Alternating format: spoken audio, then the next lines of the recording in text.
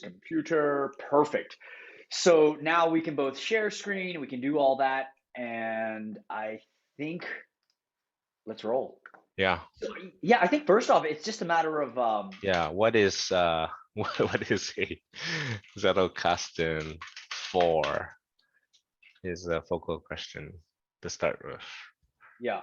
And Right. I'm gonna, if I had to, so let's just go. What is a Zettelkasten? Well, what is a Zettelkasten, and then what is a Zettelkasten for? Yeah, yeah. I'm gonna ruin your graph here. Okay, I'm just gonna flow how I usually flow. We do the Um, attributes. yeah. So for Okay. for me, well, I mean, it's just the easy way to do bold, right? Yeah. For me, it's when I think about a Zettelkasten, the very first instantaneous response to me, it's a communication partner. That's just because that's what Luhmann described in his um, in his writing Yeah. is as the purpose or what a Zettelkasten is outside of the specific word slipbox in German. Yeah. It's a Yeah. communication partner, and a communication partner, uh, uh, uh, a dialogue partner, a conversation partner, an idea generating machine. These would also be sort of things that Zonke Arens has added to it as well. And to Yeah. me, it's that idea of if I have a communication partner, then through sort of offloading my ideas, thoughts, notes into this conversation partner, then I can seek out insights that I would not have been able to find as I juggle all the things that I know. Yeah. I mean, I think that makes sense at a high level, right? Like, um, one way that I think about it is my goal is to develop new insights, right? Like answers to questions that nobody knows the answer to, right? Like what explains how people come up with creative ideas, or how do we enable this like amazing thing to happen that nobody knows the answer to?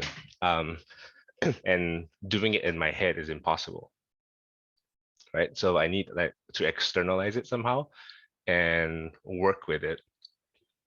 And there's a sense of using writing and whatever external mediums that we have, not as a record, right? But as a mechanism of work itself, right? You're actually working it out in the notes on the paper. So in that sense, it's similar to a conversation partner, where I think the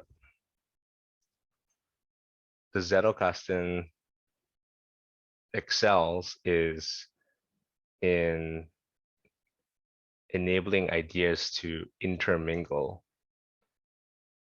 both outside of your head and inside of your head because of what you see, because of this like networked thing. Yeah, I agree. Yeah, I I feel like haven't, that's, yeah. yeah. So the thing is, I have an intuition that This is a monumental different moment. different goals. So right, so conversation partner is kind of high level, right? Like Yeah, you yeah, need a conversation partner for lots of different things, right? yes. So like just a simple example, right? If you were to go talk to someone and there was this Twitter thread. I don't know if you follow Jeffrey Litt on Twitter, right? He was talking about Yes. different modes of feedback, right? So Hmm. you can go talk to someone who's like a skeptic. So you have a conversation partner who's a skeptic, right? And their goal, your goal is to get from them um, the holes in your idea. Hmm. Then there's also a conversation partner who he calls the therapist, right? Hmm. Like whose job is to help you ask the questions Hmm. of your own ideas that will then lead to insights, but they're not actually going to tell you anything, right? They just want to keep asking you, what do you mean by this? Or how do you understand that? And through that process, you somehow get. Then there's like the cheerleader, right? Who helps you to see what's good about your idea, what's exciting about it, Hmm. right? So there's all these different properties or styles or flavors of conversation partners that map to different goals, right? Yes. Um, the thing that stuck with me a lot from the very beginning was Lucas had this stray comment in a call one time about his view of Zettelkasten was as daydreaming. It's Mm. about like the Zettelkasten excels at play, at finding surfacing potential connections between things. Mm-hmm. Um, but it may not be, at least the way that he saw it implemented, be very effective at developing ideas in the academic rigor sense, right? Like really battle What does that testing. mean? What See, is what yeah, does so that's a very good academic question. rigor mean? Yeah, so this is a very good question, Because right? it's very, yeah. Yeah. So one way to think about it is, um, okay, so for example, right? Let's say we have this question, um, how, why is it that when we take a break from a problem and then we come back later, Mm-hmm. frequently we find that the problem solves itself, right? There's this phenomenon, right? So there are varying degrees of quote unquote rigor that you can apply to answer that question, right? So you can say like, well, I think it's because when I'm walking around, the my memory changes and somehow the the problem solves itself. Like you just say that that's how it happens, right? But then when you go and actually pick it apart and you say, Mm-hmm. well, you know, this person, um, in let's say in 70% of the cases, they weren't just walking around. They happened to be, they either took a nap or they worked on some task. And then the cases where they just sat there, right? They didn't find that benefit. So then you start to dig down into it a little bit and say, okay, well, what's actually going on here? And then you run some studies and you really try to say, okay, I'm really confident that this is why this is happening. And you're able to um, demonstrate evidence that's strong, right, in support of your hypothesis. Um, so anyone can propose hypotheses and ideas, right, and say, I Mm-hmm. think this is why this is happening.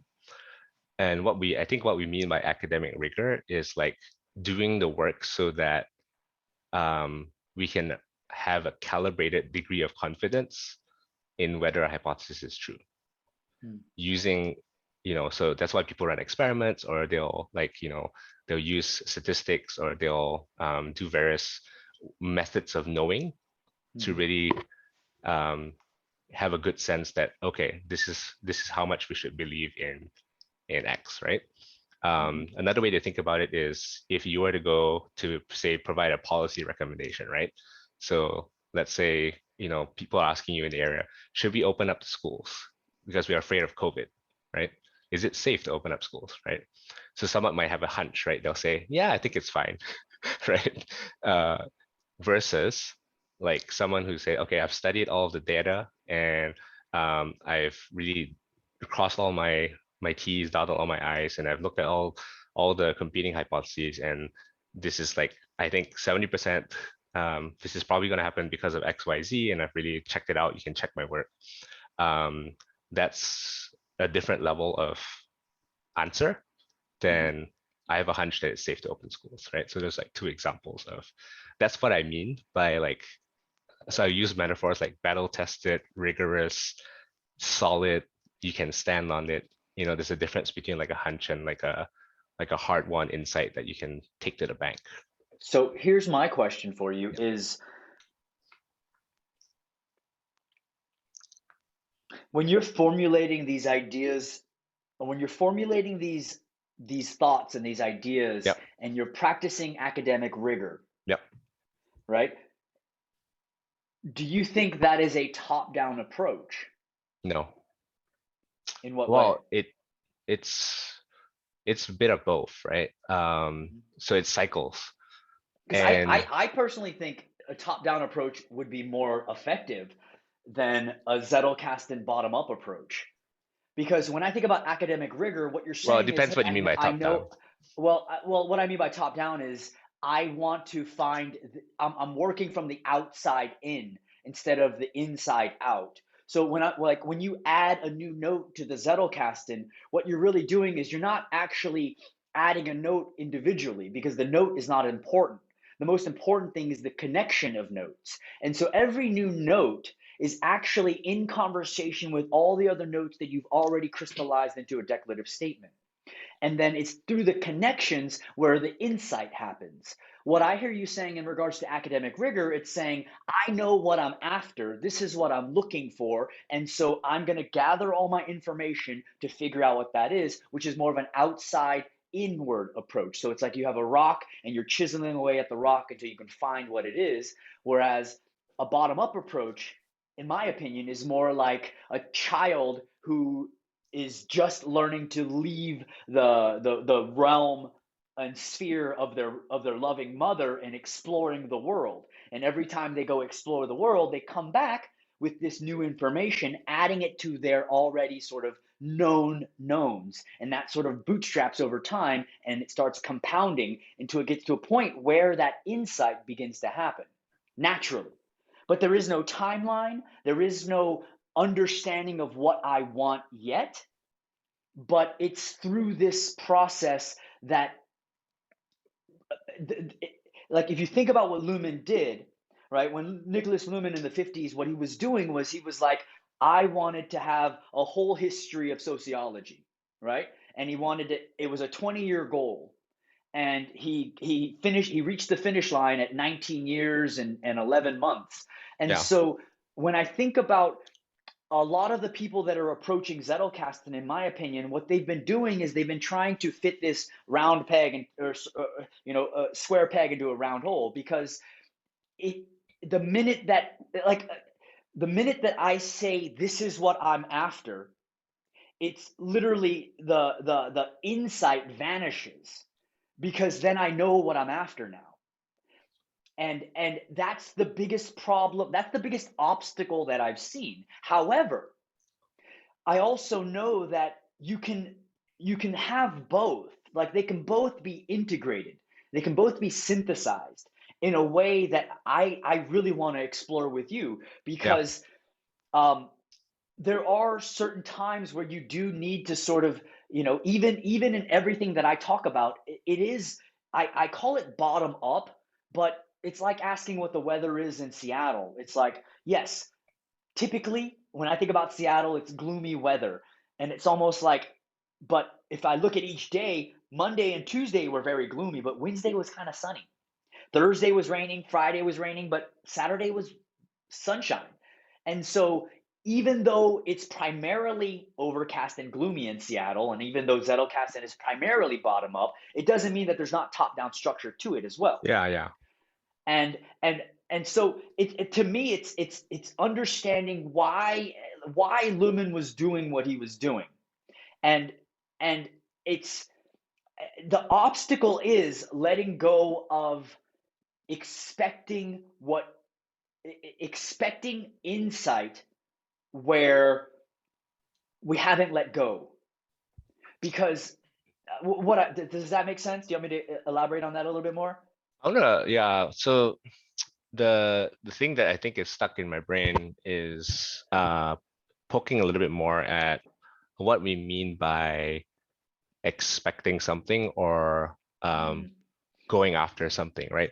So everything you're saying about like not looking for something, mhm, right, resonates with how I understand the research process, mhm, right? We're never we have a lot of different hypotheses or bets or ideas, right? But we're not really trying to, and sometimes we have none, right? We just have like a general like curiosity, like why is it that you know um, when right? So like think about yes, yes, right. Think about curiosity is what it's all about. yeah. Yes. That's what it's all. That's the same thing as driving. Mhm. Like why is it so hard to X or why can't we blah? Or I really want to know why how did like Darwin looks at the finches, right? Like why how did they come up with this like incredible diversity? Like what's going on here? Where does academic rigor fit in that? So academic rigor is the end point of like, so you push. The way I think about it is I need to have both the play to explore and come up with Hmm. potential insights and hypotheses. And then that needs to be connected somehow to sort of like academic methods and rigor to battle test ideas, Hmm. right? Because it's very easy to generate hypotheses that turn out to be false, Hmm. right? You can have all Yes, kinds of, right? So they need to be but connected. how do you know when if You can't tell in the if vacuum if it's going to be false or true. but in the process of creating a new note, you are essentially deriving everything you know at that moment Mhm. from the truth that you believe at the moment. It Yeah, could change, yeah, it could right? change. Exactly. Yeah. And so my question has always been, well, it's of course we want to protect ourselves from falsehoods, right? But what if there was a way to capture and encapsulate, utilizing the technology that Rome offers? What if there was a way to encapsulate what we were thinking at that time, and then Yeah. also to be able to Yeah. have that sort of permanently linked to the time and date that that idea was happening? And Yeah. so if I look back and I go, okay, this happened in October, and then I look back at November and I go, okay, well, obviously that's a month ahead. And so that gives me more context of where these ideas are coming from. Yeah. And Yeah. so then if I can follow that idea out, and then as I sort of do my fleeting notes, I do my literature notes, and then I add a new permanent note to the graph or to my Zettelkasten, what I'm doing essentially is I'm continuing a conversation that's already going with all the notes that I already have. But Hmm. the argument, the disputing, the agreement, the conversation that's happening is happening in a way that it's never lost. Yeah. And can I show you what I mean? Yeah. I know what you mean Like, because that's what I'm trying to do too. yeah, right. Yeah. And so Yeah. I'm just gonna go to let's go to my graph real quick. Yeah. I know exactly what you mean. That really resonates. Like that's a goal of mine as well. Like, I don't want to. I think something worth saying is a not goal of mine is to only have notes that will stand the test of time, quote unquote, that will never change.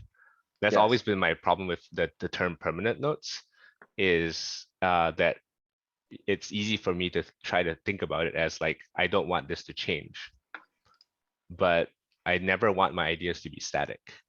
But I still want to capture them at a certain point in time. And yeah, I want to keep that trail. I don't want Hold it on. to. You said something. I want to hold on. Let me just stop sharing for a second. You Yeah. said something. I want to go back to the hold on. I want to go to the otter note. I'm just going to open up otter real quick. I'm just going to take a look at the transcript. You To make said sure something it that I got want. No, no, no. I want to make sure. No, no. I want to make sure. I want to hear what you said. I know exactly what you mean. That really resonates. That's a goal of mine as well. I think something worth saying is not a goal of mine. Is to only have notes that will stand the test of time, quote unquote, that will never change. That's always been my problem with the term permanent notes, Yep. is that it's easy for me to try to think about it as like, I don't want this to change, but I never want my ideas to be static, but I still want to capture them at a certain point in time. And Yep. that Mhm. essentially is, if I go back into this, that essentially is this, because it's only linked in two different places. It's October 5th, and it's also linked in the permanent note section. And because all of these ideas are underneath that one block, this information, even though I may change my ideas and my opinions, at least in this moment, this is what I was thinking, Yeah. and it doesn't lose any of that relevance, Yeah. Yeah. Yeah. right? Yeah. Let me block graph in something to the. I have an example like that I've been playing with as well. Um, I think the biggest, so yeah. I was watching through your videos, right? And the biggest thing that that I've seen you as well as others sort of wrestle with, that I want to ask questions about, Yep. is how much of you is going into the fleeting notes phase? Because to me, for any of this to work, everything happens and begins in the fleeting note. It's almost like Mhm. that's the first domino. And all the most energy that you need to put into anything is that first action with the domino. And once that first domino hits, then it all just sort of chain reacts behind it. But for me, it's instead of, a lot of times when I see, like, I want to know is, how do you approach a fleeting note? How do you approach that moment when you're reading a journal or an article or a book or listening to a lecture? How do you know when to capture an idea? How do you know this is something worth bringing in and adding to my Zettelkasten? Let me show you an example. We'll talk through an example. Please. Yes. Uh, so God, this is going to be so helpful for people, by the way. Like this right here, this is, yeah, I love this, man. so This is like my synthesizing. so my Zettelkasten is under construction. So I'll Can point you out the can you things that share your are old. screen? Yeah, yeah. I'm Yeah. putting it on the second screen so it's larger, and then I'm gonna share that screen. Right. So the process right now is let's see. So for example, this one, I Or we take don't have to, this. or we don't have to share this at all. You know what I mean? This could just be Yeah, me yeah, and you. You know what I yeah, mean? But at least for our records, I want to yeah. I know wanna I wanna how this record is it for all sure. building. Yeah, yeah. Yeah.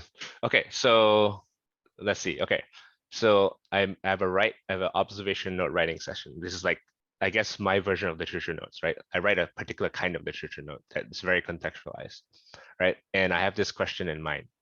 This is why I chose to read this source, right? Hold on. So you write your literature note before you write your fleeting note. Yeah, I don't really have formal fleeting notes. Aha! Yeah, so Okay. in the Why? sense that it's everywhere. So I don't have like a place for it. Mhm. Uh, the everything is a fleeting note to me, except for, so then there's like parts of it branch off into a zettel or a question, and other parts of it help me to construct a literature note or observation note. Mhm. Most of my fleeting notes live in the scratch pad, where I'm like drafting things, drafting ideas, and now it's connected to these through linked references. So I don't have like a block in one place with a fleeting note, because I have so much fleeting notes. It's all the time I'm having ideas and thoughts. They're not necessarily tied to a specific source. They're just, I've got all these ideas marinating in my head. And so anytime I'm writing, it's what I Maybe think of the as a fleeting note. maybe the definition of fleeting notes is what I'm struggling I with here, think so. because Yeah. Yeah. when I think about a fleeting note, what it literally is what Luhmann was doing was, he would basically, we have to remember that this is the 1950s. It's a Yeah. different time, so he didn't have all these notifications and distractions. And so a fleeting note was one word. It was two words that he wrote as he was reading a newspaper, an article. Hmm. And what was he doing after he wrote that down is my question. And if you think back into the 50s, as he was preparing breakfast, he was ruminating on it. He was wrestling with it. He was Yep. thinking about it critically. And so basically what I'm saying is, a fleeting note is actually, it's what fuels the literature note, because it gives us a foundation to place our perception of what we believe as truthful to us at that moment. And Interesting. those fleeting notes are connected to everything, but what it really does is, I'd like to actually walk you through it, if you don't mind.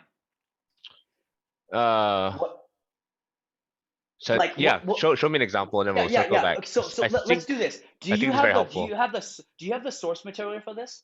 Yeah, yeah, it's Do you right have the here. source material? Can, It's on can the you right can here. you can you can you show me? It's on the right here. Can I make it smaller?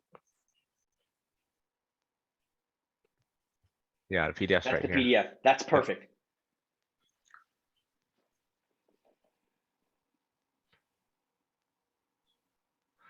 I have a suspicion that this is not gonna be a great example.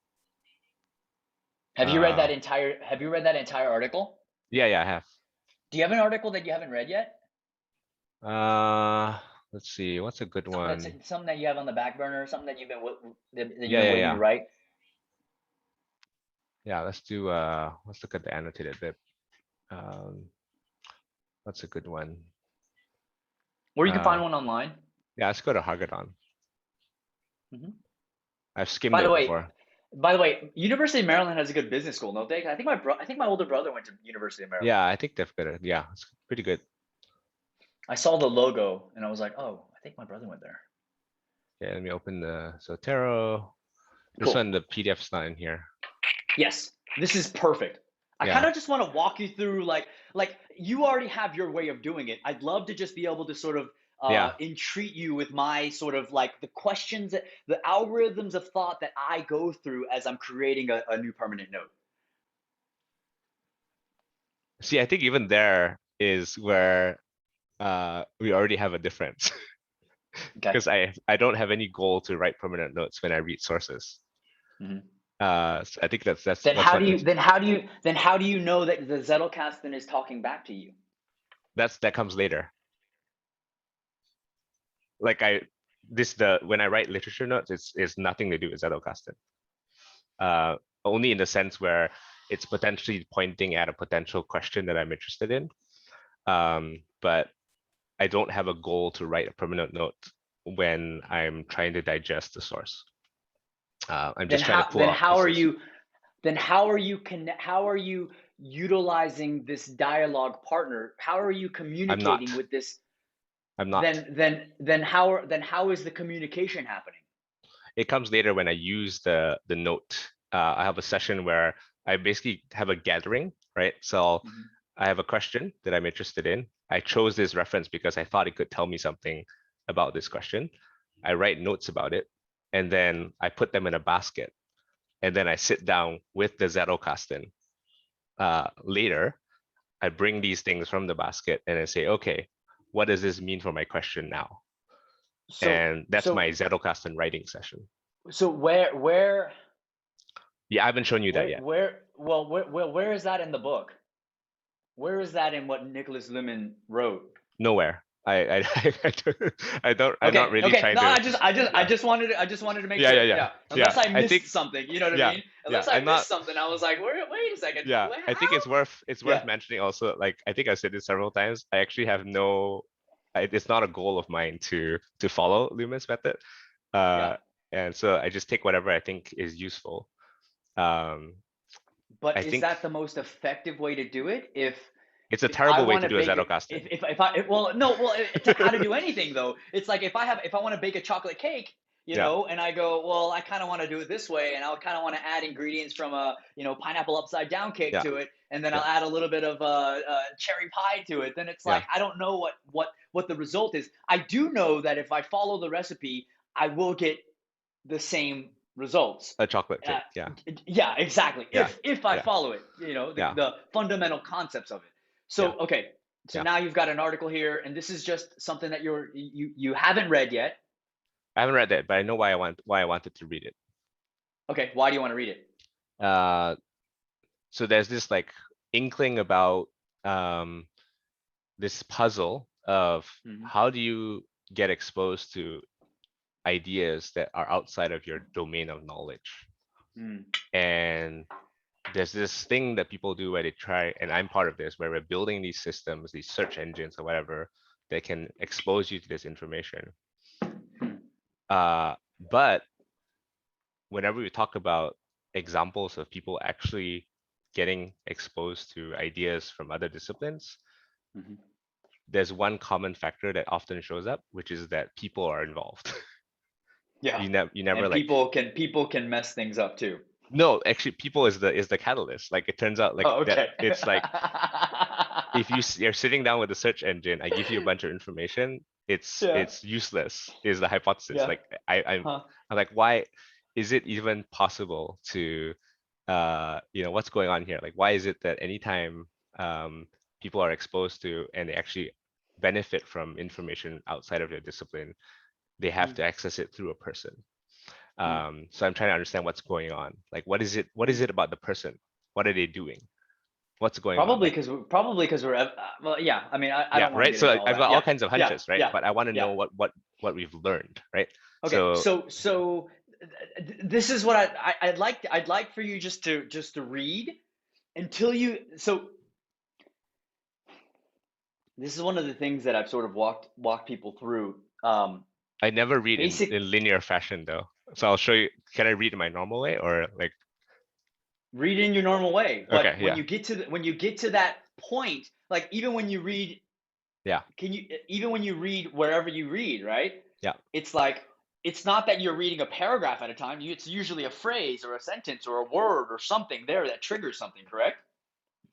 No. Well, maybe. Yeah. So let's see. Okay. Yeah, I'm just gonna let you do So it. yeah. So what I'm gonna do is I'm trying to find I just want to see where. your mechanics. That's what I want Yeah. to see. I want to Yeah. see the Yeah. mechanics. Yeah.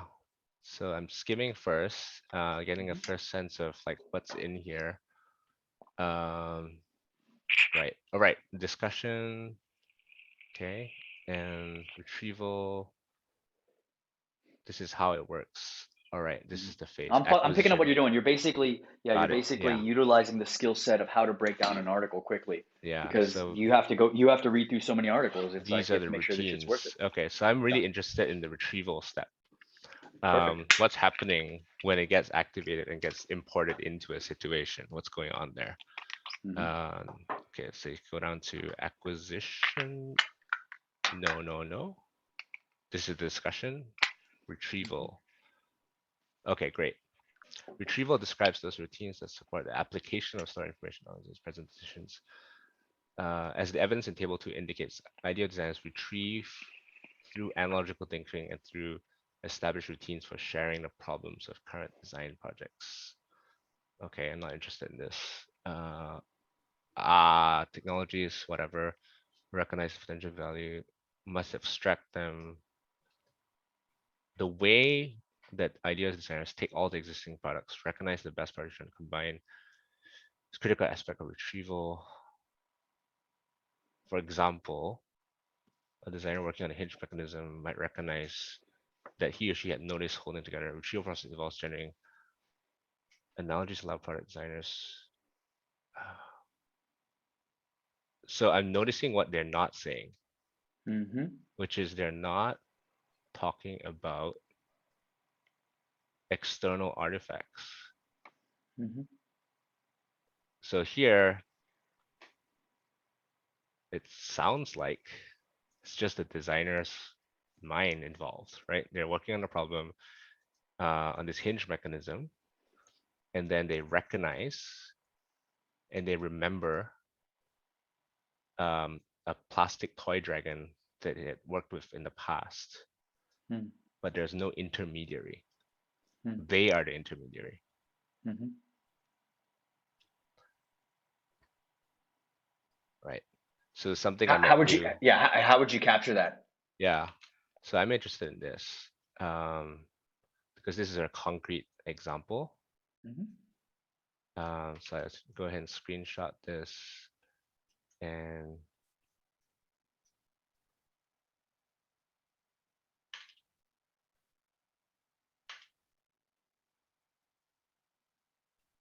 I'm still, all right, actually I can use my template.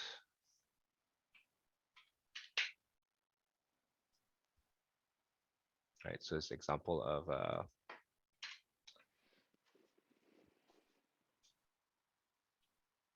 designer transferred. So I'm gonna screenshot this in. I'm trying to capture what they described. Right, designer,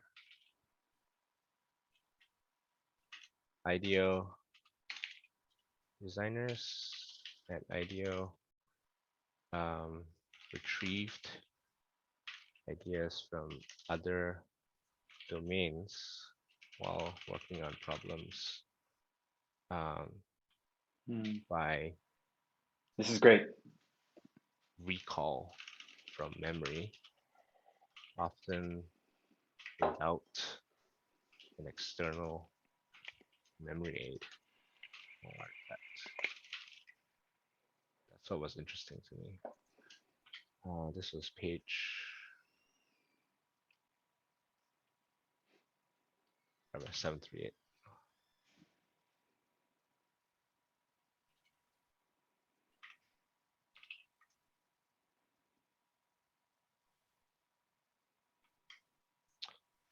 Even that's probably too high level. What do you mean? I'm not comfortable with this claim. This is too general. It's too general. But I think it's fine. I think it's fine. I think you showed. I saw the mechanics, right? Can we do this real quick? Yeah. I am going to. What is your email address? You put it in the First, last chat. name. Yeah. Where's? There you go. Chat. Is it Joel or Joel?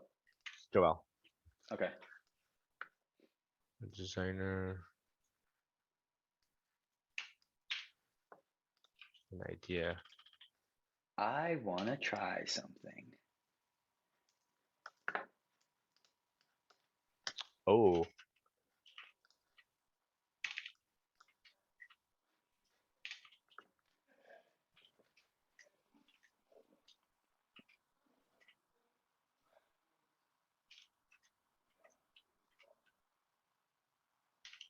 Mechanism for a new portable computer. This happened without. There you go. That's better. Are you happy with that one? Yeah. Okay, awesome. That looks great. This is what I'd like to do.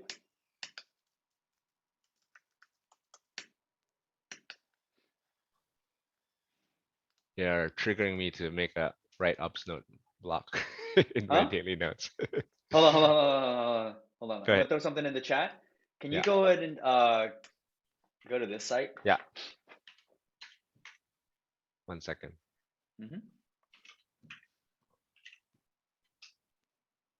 I just want to record this before it gets lost here.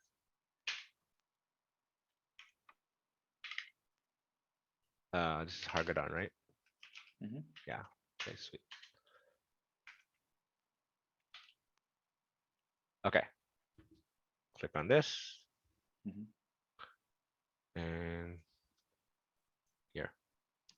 Are you willing to play a little? Yeah. Okay.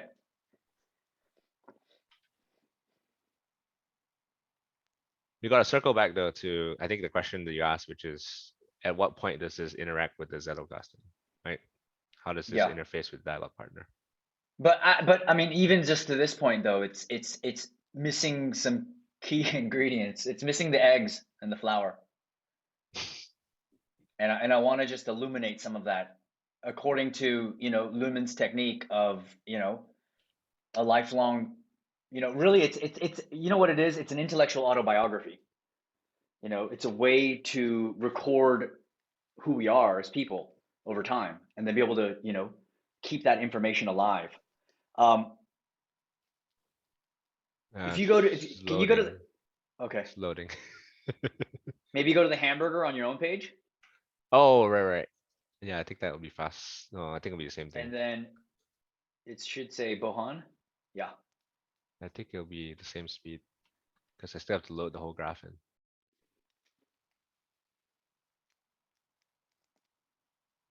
Oh, is it faster? In here?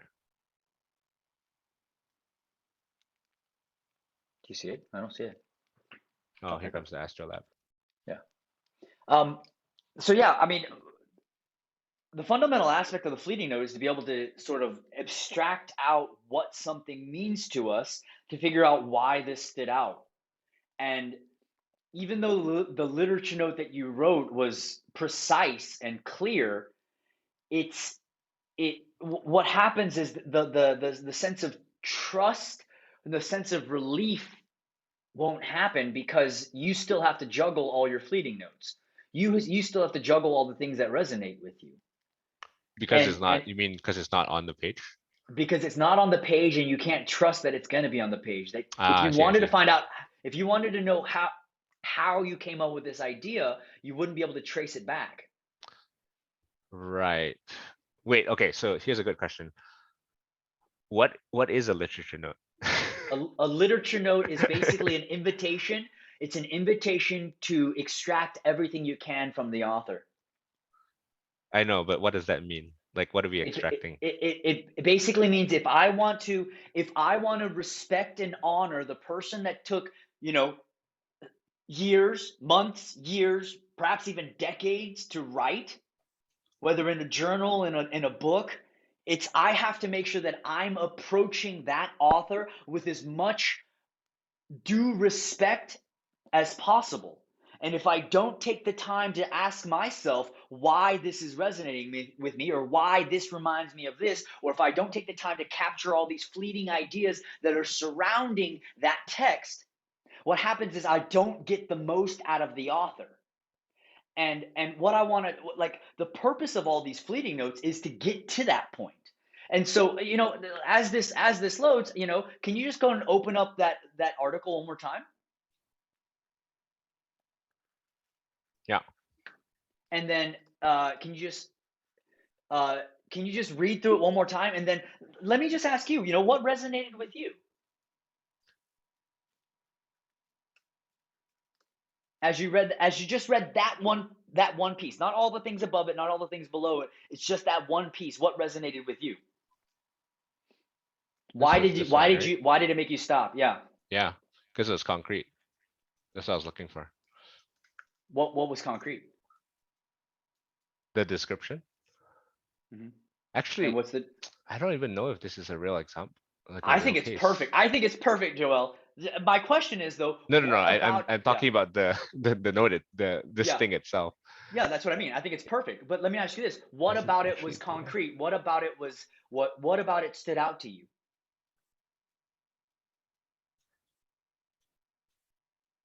So it's talking about the process that I care about, which is how did the thing from another domain find its way into this domain. I was like, maybe there's something here where they're talking about in specifics what was actually going on, what are the mechanics. And I want to make sure that I want to find something that's concrete so I can understand. What does that remind you of? Concrete to what? To support what?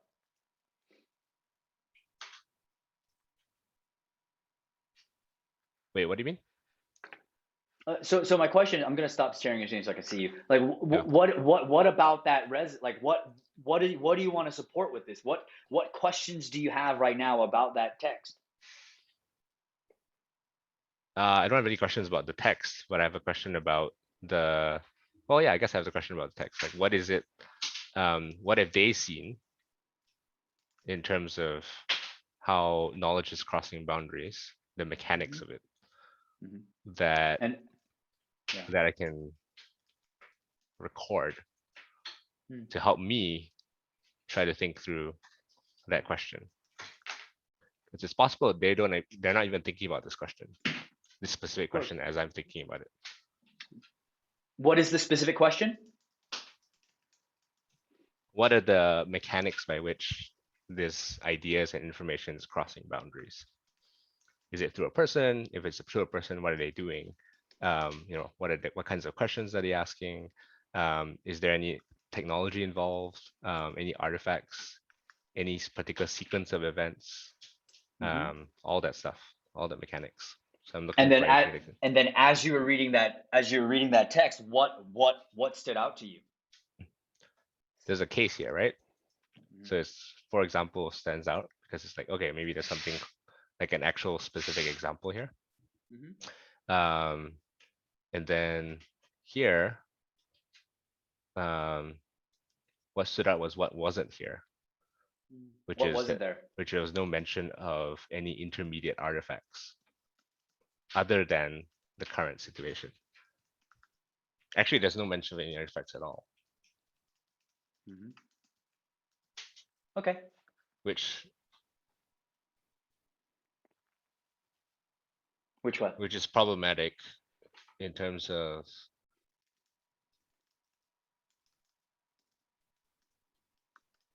how might the information find its way into the problem if there wasn't a person involved, right? The connection was in this designer's head. The designer itself was the conduit. There was no search engine involved. There was no recommendation. There was no external memory aid. It was all going through this person's head. So let me ask you this, Joel. What does that remind you of? What other times does that? What other things does that remind you of? About being problematic, about information finding its way into the problem. Connection is in the designer's head, no conduit. What else does that remind you of? Yeah, there's that the Palmer stuff. This other paper where they're also studying these researchers and same things going on. Like there is more explicit though. They explicitly say, I find it more useful to talk to a person, have this interactive back and forth. Even though I spend a ton of time searching, I always miss something, so I might as well just go straight to a person and talk to them. And then what do you mean by what wasn't there? You said no intermediary artifacts. In what way? What does that mean? So I could have imagined like a situation where the designer brings like their binder of things they've looked at in the past, or a box of, I think I've read this somewhere else where this designer sometimes put up an Where did inspiration you read this? wall. It might have been in this paper. I don't remember. Okay, that's fine. I think so. I think it might have been this paper. I didn't write it Read down. somewhere about some. Yeah, read Yeah. somewhere. Okay, keep Yeah. going. You could have imagined a situation where the designer brings their binder, what they've looked like in the past. I think it's in here. Box, maybe. It's No. fine. It's fine.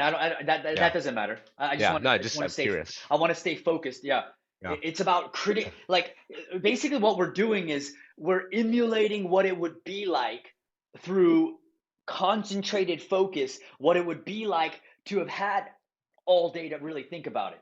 And so when we're locked into a fleeting note, what we're really doing is we're going, I'm focused on exactly extracting out all the things that are resonating with me. And you said, what wasn't there? No intermediary artifacts. You said there was no artifacts at all, which is problematic. But then you also said specifically, what are the mechanics by which this crosses boundaries? Is it a person? What kinds of questions, technology involved? What else resonated with you in regards to that?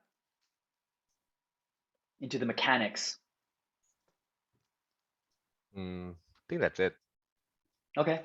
How about crossing boundaries? What does crossing boundaries mean to you?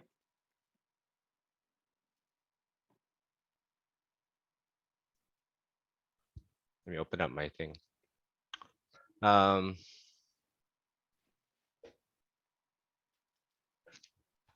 There we go. In this Joel example, is thinking. yeah, in this example, well, I guess the boundaries between the toy dragon, the domain of toys, I guess, and the portable computers. But even in this example, they're already mapping it to the hinge mechanism. But the boundary is people who work on toys may not talk about their ideas with people who work on computers. And what was special about this designer is that he had worked on toys, and now he's working on this computer problem. And he's able to then cross the artificial boundary between a toy dragon hinge problem and a portable computer a hinge problem. There shouldn't be a boundary between those. If you think about the hinge.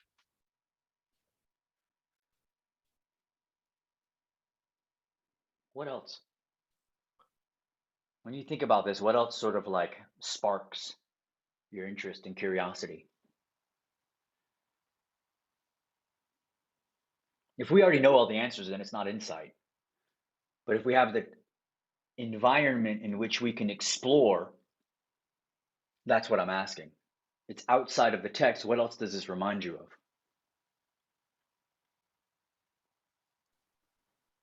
Let's see. I mean, this case is Mm-hmm.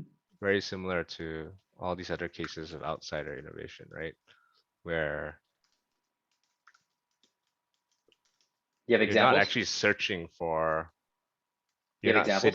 you're not sitting at a problem and going to find things from other domains that you hadn't experienced. You had those experiences in the past, and now you're in this new situation, and those experiences in the past that were outside, across boundaries, turned out to be relevant to this problem.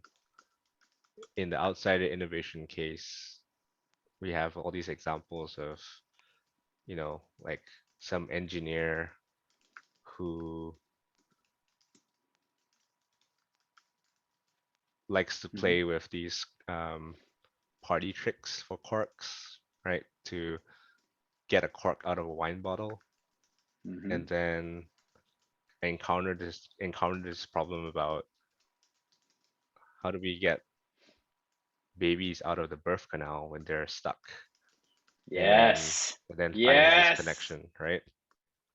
And This is fleeting. Come the on. mechanics Yeah. of it is not, I'm now at this problem and now I'm trying to search a database. I think what's happening is I encountered this problem and there's a recognition of some past experience that's relevant. Mm-hmm. What else does that remind you of? Outside innovation case.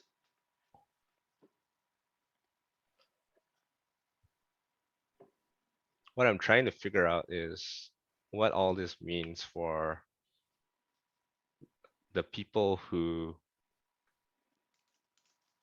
didn't have those past experiences.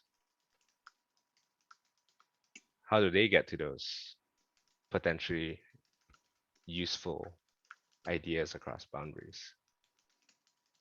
That's the real problem, Mm. right? If you're lucky enough to have had this diverse life experience, then you're fine. You've got all Mm. this store of memories to draw from.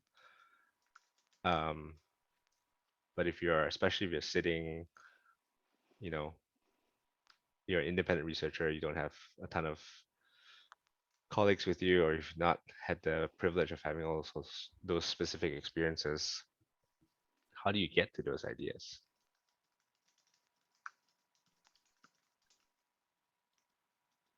So we That have seems these like important to you. documented cases of Mm-hmm. the most common route by which these ideas get imported across disciplines, Mm-hmm.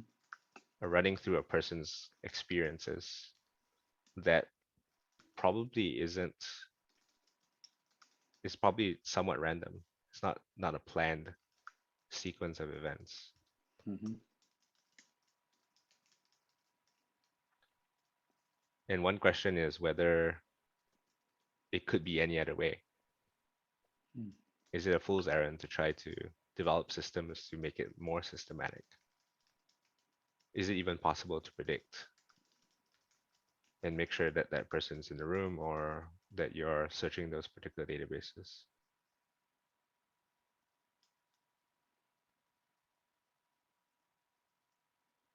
Yeah.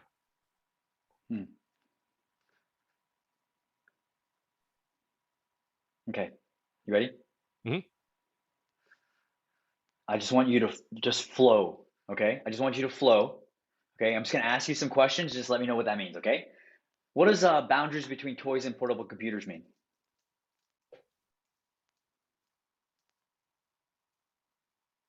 I don't understand the question. What does that? What does the question What mean? what does that mean? You said it.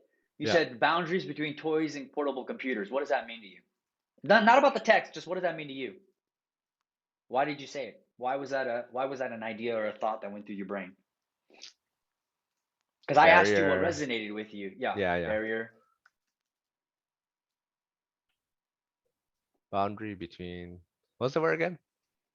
Between So the I asked you toy dragon what and resonated with portal you, computer. and, Yeah. and you said boundaries between toys and portable computers. Oh, right. What resonated with me? No, I asked you what resonated with you, and you told me boundaries between toys and portable computers. And now I'm asking you a new question. Now I'm asking you, what does boundaries between toys and portable computers mean to you?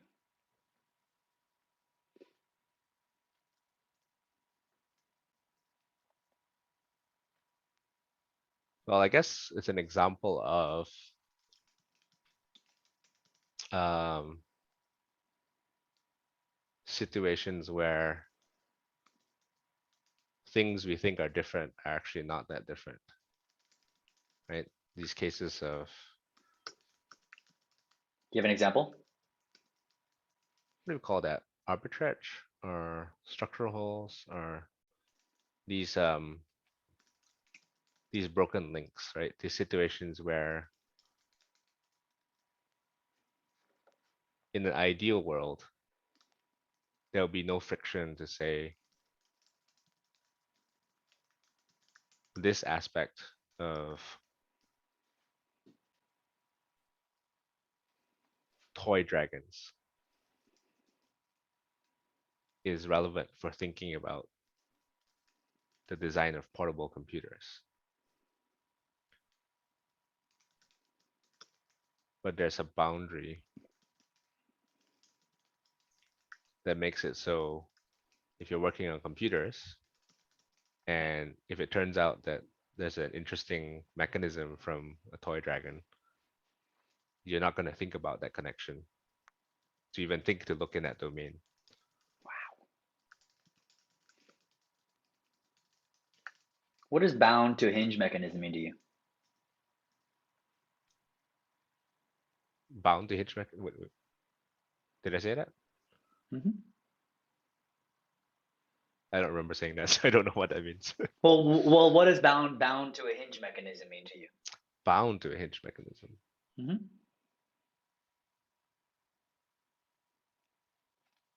Nothing, because I don't know what it means. Bound to a hinge mechanism.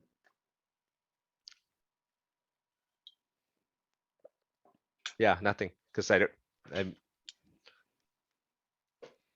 Yeah, I don't think. I Did asked I you say that? I asked you what resonated with you, and you said boundaries between toys and portable computers, Yeah. and you said bound to a hinge mechanism.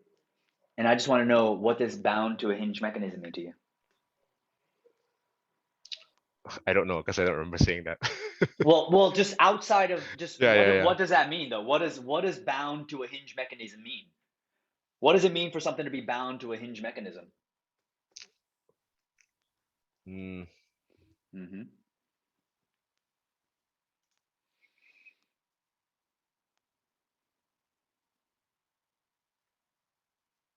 Do you feel yourself struggling through this? Are you wrestling with it? I'm trying to figure out.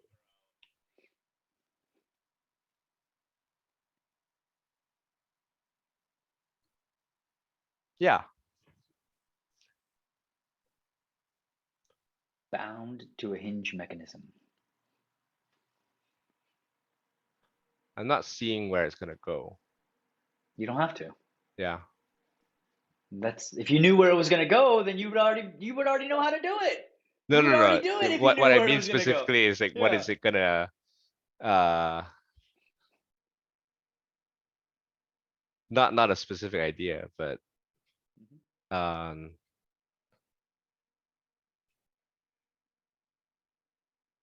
there's nothing driving me to wonder about bound to a hinge mechanism. Does it make sense?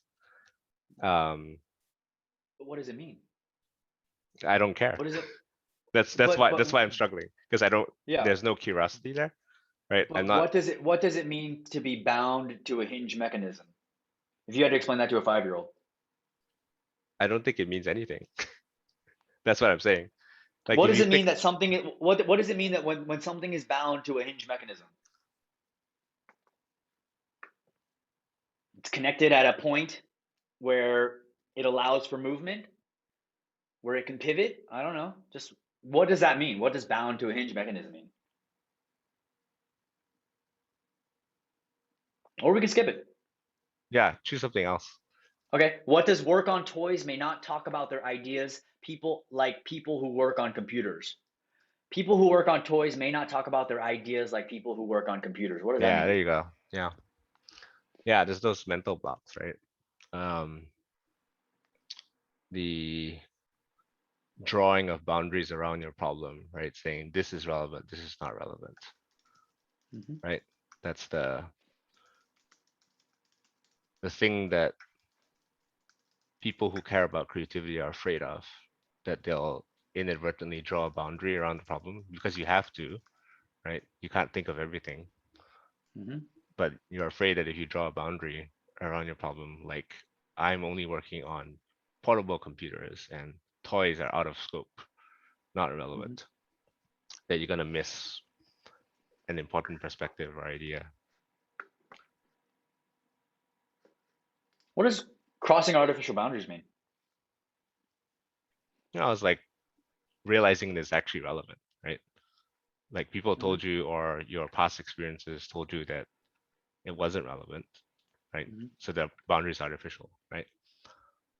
You you structured your memory so that it was separate, but it shouldn't have been separate, right? There Mm-hmm. should be a path between them.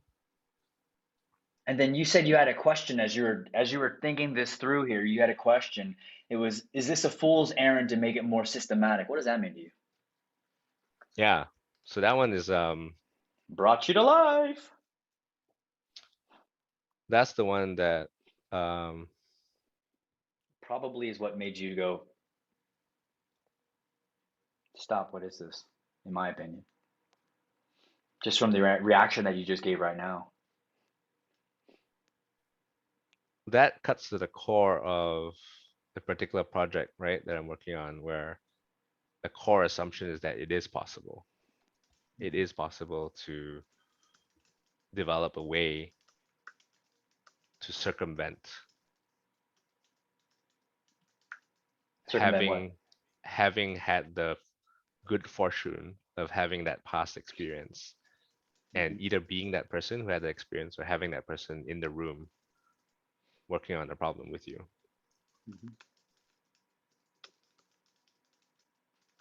The bet is that if you weren't so lucky to be in those either of those two situations, that you're not out of luck, that there's a way for you to still, Ooh, that's right, good. find your way to that nugget.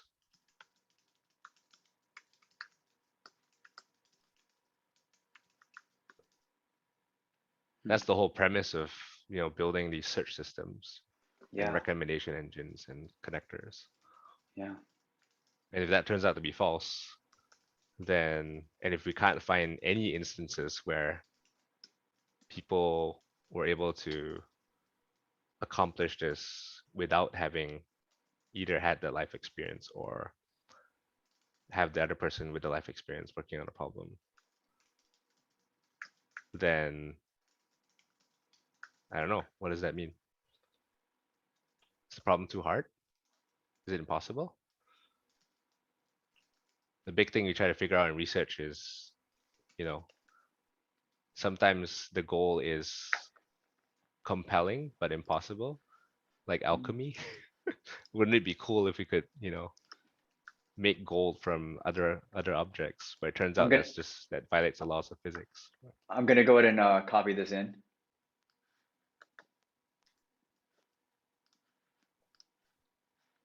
and then I'm gonna go to Megacog Lab, and I'm gonna go and share my screen. I never got into the graph, by the way. Yeah, It just kept it's loading. fine. It's fine. How do I, is this the top level parent block? Oh, okay. Is this? No. I'm gonna close this. Okay, there we go. Yeah, there you go. Perfect. And what I'd like to do is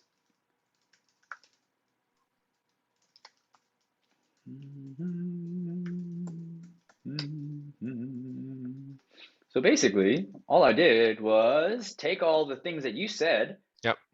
and take it out there, right? And what this is doing is now what I'd like to do is I'd like to go back in here and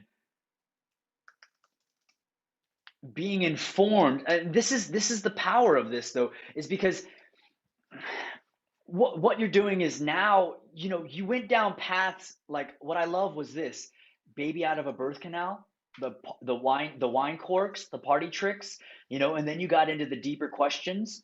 And to me, I go, with this information, you have so much more to bring into this. If this was the one that you were working on, if I'm not mistaken, Yep. right? And what happens is now when you're approaching this context, right?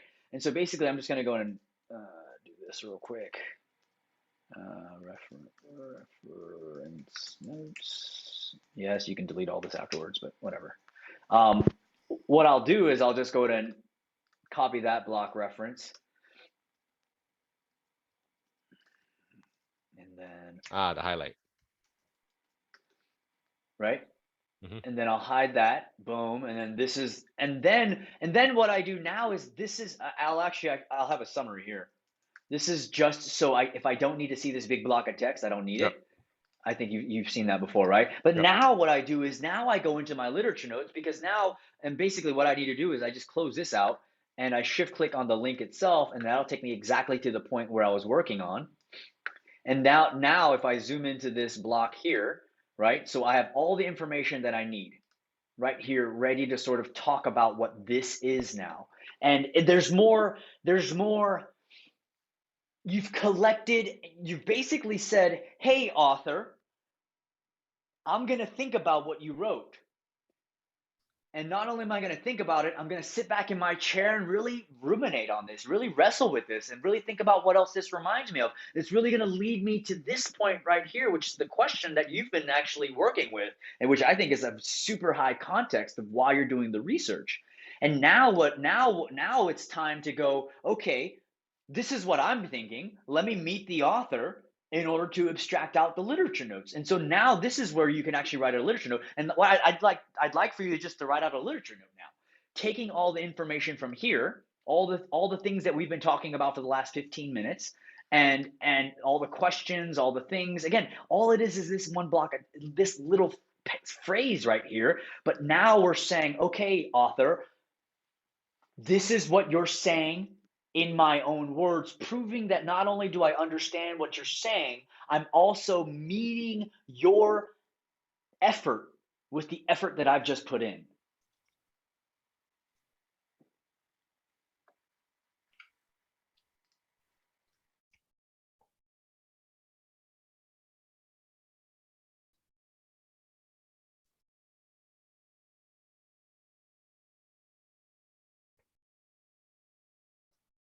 Let's see here. Can you share your screen so I can see? Oh yeah, yeah.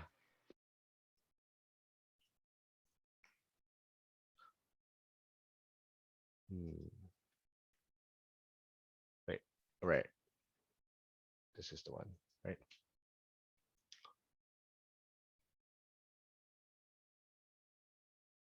There you go. For me, it's all about scope. It's about focus. It's like when I want to get down to the work, I want to make sure that I have all the information right there without having to context switch at all. Mm-hmm.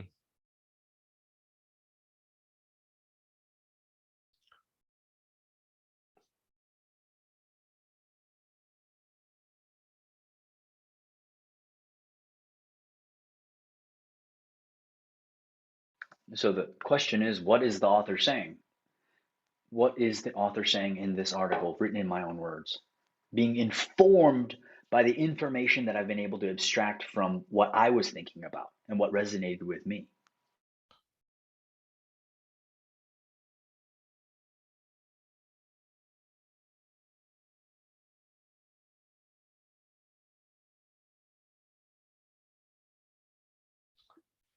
think there's a high level claim that the author is making.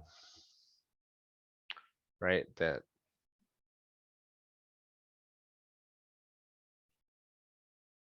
the primary Can you just write it out? manifestation of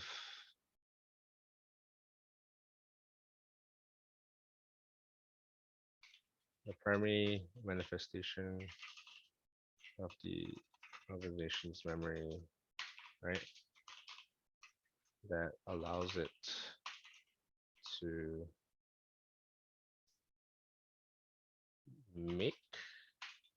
allows ideas to flow across artificial knowledge boundaries is a designer with diverse past experiences.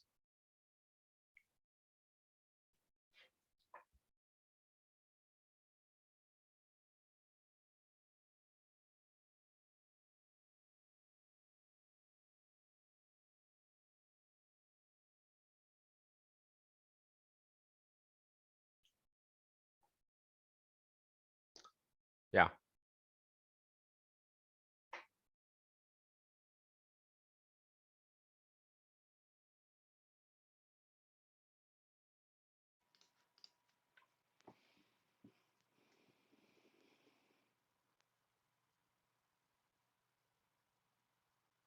It kind of looks like you just took the first sentence and just copy pasted it.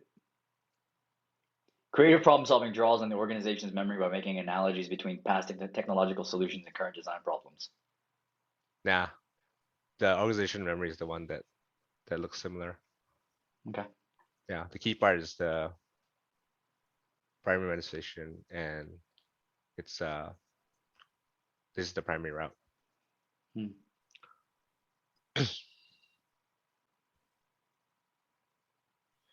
Yeah, I think, and to make the point stronger, maybe Yeah, what is the author saying? artifacts and external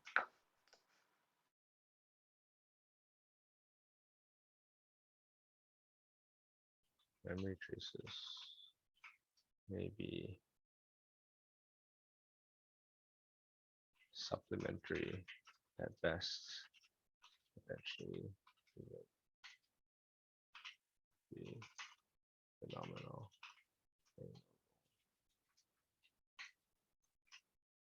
in the storage and retrieval of ideas across large boundaries.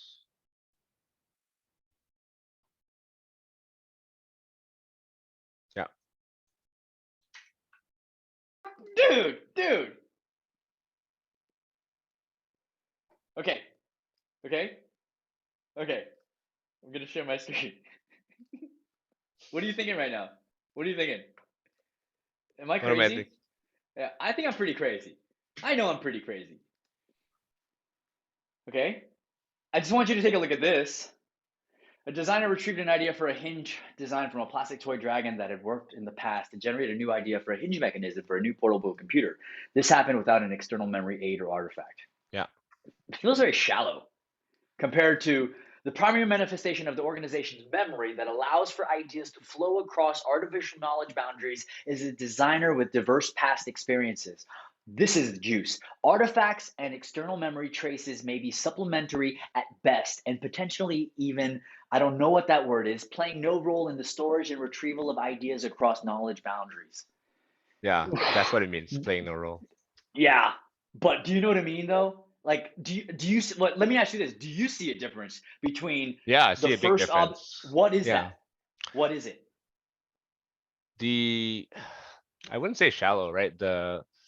The thing that I just did on the left here, that's what I do with the synthesis notes, right? And if I'm doing it right, I actually almost want the observation notes to be dry, right? I want them to be as not not deep or insightful as possible. Like just what is it? So let me Yeah, ask you this: how difficult is it to juggle all of that? How difficult has it been to juggle all of that? not hard. Um, it's been very helpful to make that distinction, right? To make sure I have these contextualized notes, Mhm. so that when I see, the way I would think about this is I wrote this thing that sounds, I think it's I think it's promising. I think something there. Um, it's potentially promising hypothesis, right? But then I want to make sure that I test this across multiple authors, multiple sources, Mhm. um, really dig into what it means to have this be in conversation with a bunch of different sources and ideas. Um, yeah, and that's a different phase for me. Have you ever lost any observation notes? No, Can you show me your observation notes? yeah, because Can you share your screen? they're all nested under that tag, Mhm. observation notes. Mhm. Yeah. So observation notes only live inside a reference page, right? Mhm. And they're all nested, either nested under or tagged at the block level with so I can query this, I can go to the observation notes page. They also live um, on my annotated bibliography, like the reading list. Yeah, so this is all the observation notes. And once they'll get connected to things, right? So this one, for example, Do you is have connected to the sketch thread. do you have a sense of relief at all, or do you feel burdened with not having a way? Because I almost feel like every time, it's like an ever evolving thing, right? And it's my question is, do you have a trusting reliance on how you structure your note taking and organization of ideas over time? Ah, no, not yet. Yeah, Mhm. yeah. What do you So think? What's getting in the way? yeah, the problem is not the observation notes. That's Mhm. these literature notes are fine. Um, if I were to articulate the problem, it's you can see my screen, right? Mhm. Um,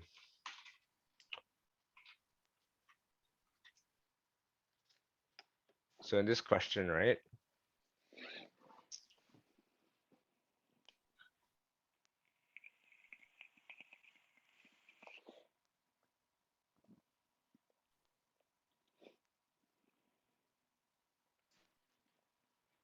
I guess this is one of the things that's I've been developing over time, right? I have this hunch, right? That this Where did you relates to learn how to do this? Where did you learn how to do this? what this thing Hmm? No, of just like, right, organizing your ideas like this. hodgepodge. Hmm. Um, this format comes from the evergreen notes kind of thing, which I Hmm. think is fine for an endpoint. Um, I want to turn this into more of an index uh, between these are like proto permanent notes like this. Why do you think it's I'm not gonna, why do you think it's acceptable to have a hodgepodge of note-taking systems? Because people's goals are idiosyncratic, right?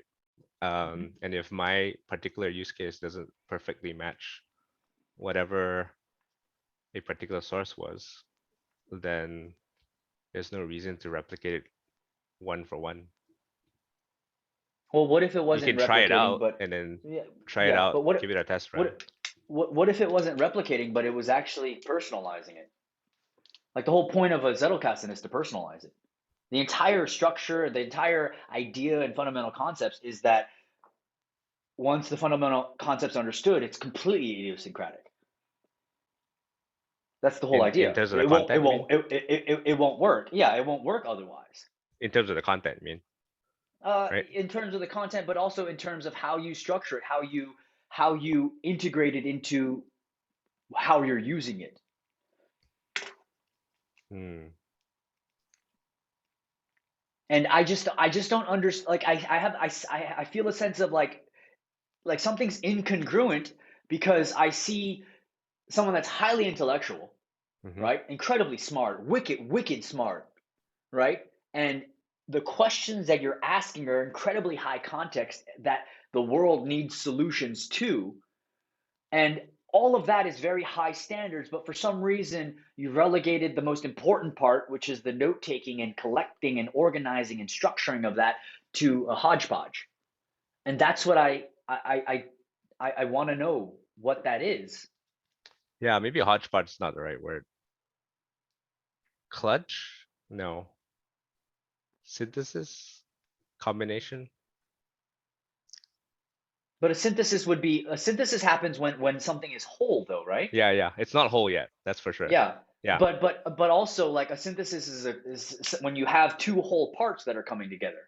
And it's like when you're applying, the sort of evergreen style and you're applying like a Zettelkasten style, it's not a full evergreen. It's not a full Zettelkasten. It's like parts of a Zettelkasten and parts of an evergreen. Mhm. And to me, I go, maybe there's a better way.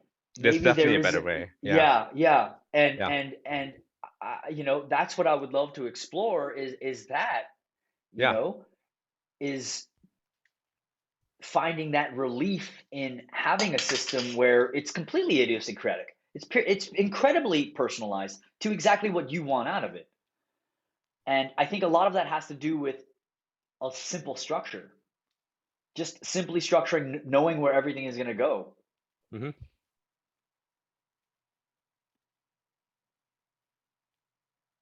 Yeah. No, I agree with that.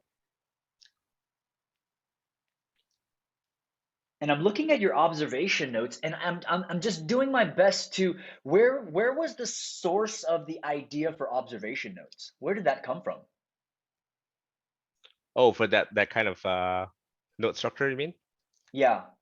It came from trying to do Zettelkasten and Okay. having literature notes that were um only like the ones that we just did, right? Where they were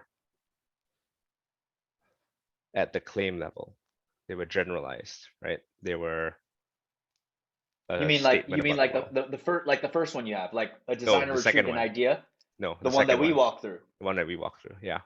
That was more of a claim, you said? Yep. In what way? It's a generalization, right? Notice the tense, right?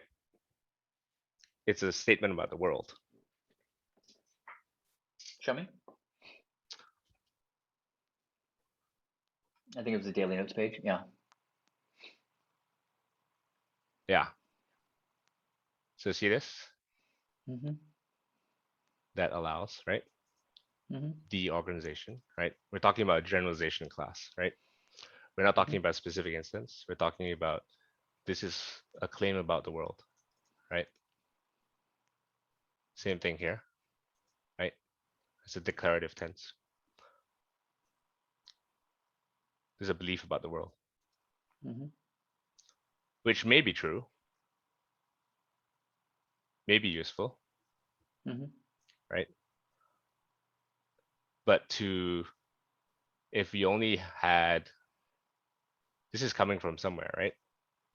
So the author did their study, they did their observation, right? They did this long, I think what they did was a few years, I think, of embedding themselves in the situation, and they made all these observations. And then from that basis, they came to probably some of these beliefs, right? Someone else is probably going to come to do a different study. They're going to have a different set of data, right? Mm-hmm. And maybe they come to a different conclusion, right? Mhm. Maybe they say artifacts and external memory traces are actually really important, Mhm. right? So now you have a situation where literature note 1 is this author says this, right? Literature note 2, this other author says this. Or like 5 authors say this, 6 authors say that. What do you do then? Like, how do you This is put them together, right? this is why it's important to write it in your own words. It doesn't matter if I Because write in my own words because it's still but at the wrong level. It's at the no, but level of generalization, right? the thing is, it's you generalized it. You It wrote doesn't that. matter. It's at the wrong level, right? So what you do then is you go back down to, let's say, what was the basis by which these knowledge claims are made? And that's what the observation notes are for, right? You dig into But isn't what did they that the actually same see. thing as just having that as a reference inside the reference notes? No, not the same, Why right? not? Because it's latent, right? So if you have the reference, Mhm. like this snippet or whatever, right? It's not enough, right? So even here, right? You look at this and say a designer, right? I'm gonna go back and like look at this, let's say a few weeks from now, right? I'm gonna forget who the designers were. What was the specific context that the observation was made, right? So go back to like the example of let's say you've got 2 competing claims, right? About say COVID and children, right? Someone saying, children don't really transmit as much, transmit less. Someone else is saying a different thing, right? And even if I came to that in my own words, who cares, right? Came to that in my own words, that's still at the claim level, right? I want to be able to test that against, this particular observation was in Singapore when the pandemic was low and there was high mitigation strategies, and this is how they define things. This is what they observed. Then you have all these collections of observations that you can then test these claims against, right? Then maybe you say, well, maybe it matters under these circumstances. Um, you know, children transmit less, but when caseloads are high, then they behave similarly to adults, right? You're trying to find these explanations and new claims. And you can't do it if everything's at this level, at the claim Which level, at level? this summarization level, right? At this, this is the thing that I've been surprised at how sometimes it's hard to see. The difference to me is so obvious Mhm. between, so I can make a No, summary version of this, right? I see the difference. To me, I don't that's know if very you're seeing the shallow. difference I'm seeing though, right? The difference that I see is that there's none of you in there. There's none of you in the observation notes. That's You're not fine. in there. That's fine. Yeah, but the thing is, an intellectual autobiography, a communication partner that's formidable, that knows everything about you. If Yeah. you're going to have a communication with somebody, they have to know who you are. And if you don't write things in your own words, if you're just doing a book report, that's fine. If you're going to do a book report, don't do Zettelkasten. This is not Zettelkasten. Use progressive summary. No, not at all. Yeah. That's more like progressive summarization. I'm highlighting. If you want to do book reports, then stick to top down. Bottom up is for you. Bottom up is to figure out the questions that you have over time. Yeah, I'm telling you, Support this that doesn't happen. with It your happens ideas. elsewhere. I'm telling you, it happens elsewhere. Right? It's not here. Yeah. Yeah. But what I'm saying is the main difference between the literature notes and your observation notes is that the observation notes doesn't have you in there at all. And even the literature note was kind of lacking in that as well until you got the artifacts. Then you got into the artifacts, it's like, oh, finally we got a little bit of Joel. But that's because we had to walk through all of the fleeting notes, which is like pulling teeth with you. But I think it's because it's like I don't, in my opinion, I don't think you've allowed yourself to have that opinion. Because this is the fundamental concept of a Zettelkasten. It's you.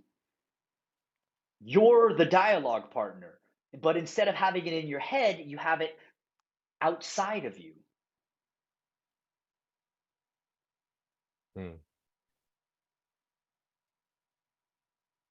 And what happens if you bring that information up? If you bring that information up to a clear declarative statement, then you start building out this network of your ideas over time. But it's not an archive. It's not a collection. And you're not the only one that struggles with this. It's a lot of people in high academic situations. And the reason for that is because you're not trained to do this. You're trained to do the exact opposite. You're trained to do what you did right here with the observation notes. And the struggle is I want to attempting make to, sure, Bill, I want to make sure that you yeah, understand, right? That this is not the whole thing. Okay, I right? know, but Yeah. I'm just giving it as an example because I've seen your other notes. No, you haven't looked at the rest of it. I'm telling you this, there's two phases, right? So this is raw material. This is not the Zettelkasten. This is nothing to do with Zettelkasten, right? This is inputs into a thinking process. What my insight about observation notes was, if I didn't have this, if I didn't start with this, if I didn't have this available as raw materials, my Zettelkasten didn't go anywhere. Even I did all the stuff we just did, right? I have all that stuff in other parts of my my room, right? Where I'm working through all these things, I'm talking out loud, I'm trying to get to these beliefs. It's there's no lift, right? There's not enough raw material. I need to feed it with something more durable. That's the whole point of the observation notes.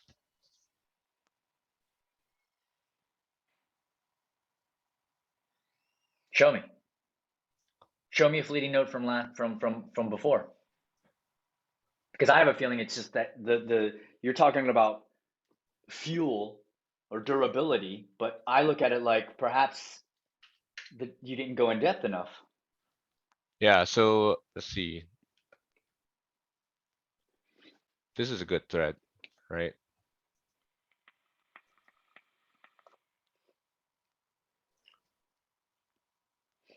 So I've got following this thread about Where's the source? here. Just so I can see the source. Yeah. Yeah. Oh wait, And then is it, yeah, like where's the source? the exact point that made you capture this idea. Ah, okay. It's all in here, right? Is it just that phrase there, or? No, it's just a result. It's this result. I think the friction here is that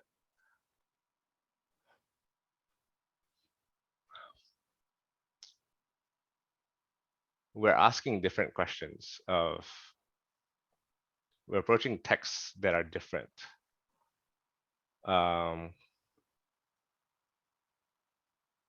No, I think it's all there. It's just, you have a way of doing it that you are holding on to, and I get it. I'm just saying it's, the same struggle that I saw with, Henry Finkelstein and others is, they got rewarded for the way that they were working. And because they were rewarded for how they were working, that's a high level of certainty. And all I'm doing is offering a different way of looking at it that's more akin to how a child learns. But again, I'm not testing you. I'm not giving you a 98% whether you do it yeah, right or I know. not. Yeah. Yeah. Now I'm trying to make sense of the difference between, like, when you say, what resonates about this word. I think it needs to be transformed a little bit to match the kinds of text that I'm processing, where maybe it'll be something like, what is it in this graph that looks interesting? But you did it here though. It just happened to be a text, right? It happened to be a quote. No. But you did it here. Like when I say what resonated with you, you said it. We were talking about you're talking about outside innovation case. And then you touched upon engineer who plays with party tricks like wine corks. And then you talked about encounters, which equals a baby out of the birth canal. And you said mechanics of this is not, I'm now at this problem. There's recognition of past relevant experience. That's what resonated with you. That had nothing to do with the text, but it reminded you of all the other things that you've learned.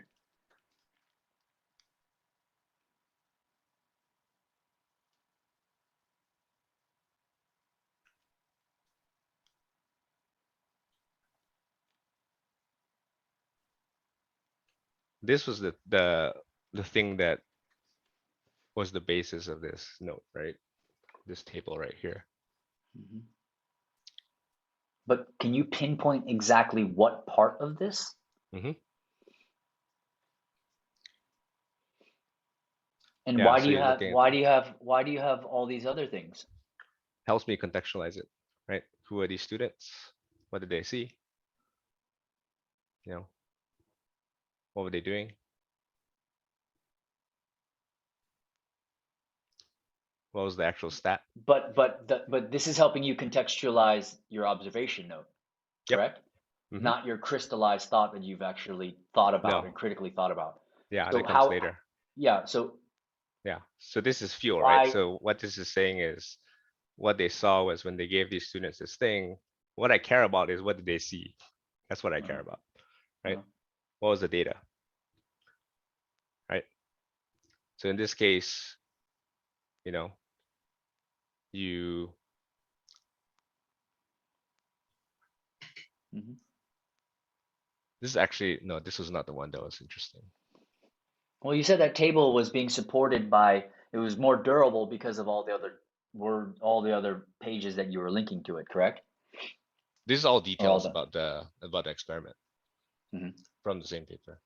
mhm. I think the one that was most interesting was, yeah, there you go. This was the result that is surprising. Um, this contrast between 20% and 90%, right? Mhm. What about that? It was interesting. It's such a big difference, right? Well, let They, me they ask you this. just read it. How would you Yeah, stumble upon this idea again?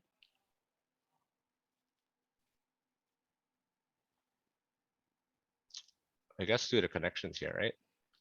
So I'm trying to make sense of this and turning it into right here. Yeah, But how do you yeah, there you stumble go. upon this? How do you stumble upon this? Again, insight is when you have, two different threads of conversations and for some reason you're able to connect them, right? So Hmm. it's like you have a conversation over here, a conversation over here, and then you're able to connect those two ideas that you would not have been able to do unless you had that moment of insight. And so the question is, if you do it with the structure that you're using right now is sort of it's deeply woven into like the point that you just said, aha, the 20% or the 90% that you're talking about earlier. Hmm. I don't remember exactly what part it was, Yeah, this one. and you were Yeah. like, oh, that was important, right? Hmm. And I think that was important. Hmm. But how do you craft a note? How do you craft your sort of how do you craft around those moments in order to sort of connect those moments together, so when you do need to output or when you need to synthesize this, you're utilizing the most juiciest bits that made you stop in your tracks. Yeah, this is where it started to get interesting, right? So I had had this paper, these observation notes, and it was really important for me to notice not just the big difference, but also the fact that there you go. Hints really help in original experiments, like the far from sufficient in our case. Um, and then trying to now work through what are the differences from our setting. Um, this was the one that actually turned out to be very interesting, right? They were pre-processed. So it was really important to note what did they actually see. Um, they actually saw, you know, they were told it was related to the problem, Mm. and they the description actually had everything in it. So they weren't like retrieving from memory, or they were not like looking at some vague idea. They had everything laid out for them, and even still, they failed to see the connection to the next problem they were working on, Hmm. right? So their upshot of all this is any other medicine that worked in these original experiments I truly likely to be love the insufficient for setting. questions. I truly love what you're working on, by the way. Yeah. This is what, you know, this is what I call appropriate for your level of intelligence. I think, certain people are meant to do certain things, and this is a calling, and I see it. And and at the same time, I'm just like, what is it? And like, what is it in regards to, just from, my relief, the relief that I found in all of this. And I look at it like all the things that you're doing are valid, and it's very you. But I just wish there was a way to interject the beginning foundations into it. Because what you're doing right now with I see what you're doing. I see the pattern, right? And I didn't go to school, but I pick up on patterns very nicely, right? And it's like, I see what you're doing, and what you've basically done is you've layered all the beautiful architecture, 3-floor mansion on top of shaky foundation.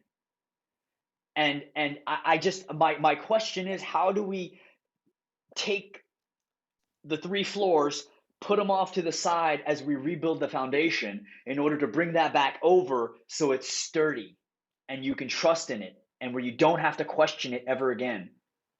Because all the things that you're doing are there. The questions, the ideas, the theories, the observation notes, the durability that you're talking about, I get it. And someone in your line, in your field, needs that. And yet it's this tumultuous, like, I don't know, it's like this, like walking on eggshells. It's like, I don't know if this is the next step. And it's just like, I feel like you're like spinning your wheels in the mud. I'm like, oh fuck, dude, how can I help? How can I, And it's just it's if you have the foundation there, then you can build everything that you're already doing on top of it.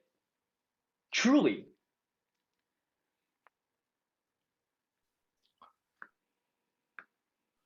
And by foundation, what do you mean? Just understanding the simple lightweight structure that I developed as an outsider, maximizing the technology that Roam offers. A simple, proven note-taking structure called Zettelkasten. It's a practical note-taking system. Utilized or maximizing the technology that Roam Research offers, which above all else is just the fact that the granularity happens at the block level. It's no longer the page, but it's the block. And contextually, the fact that everything can open and close gives you a frictionless working environment that is idiosyncratic to your needs.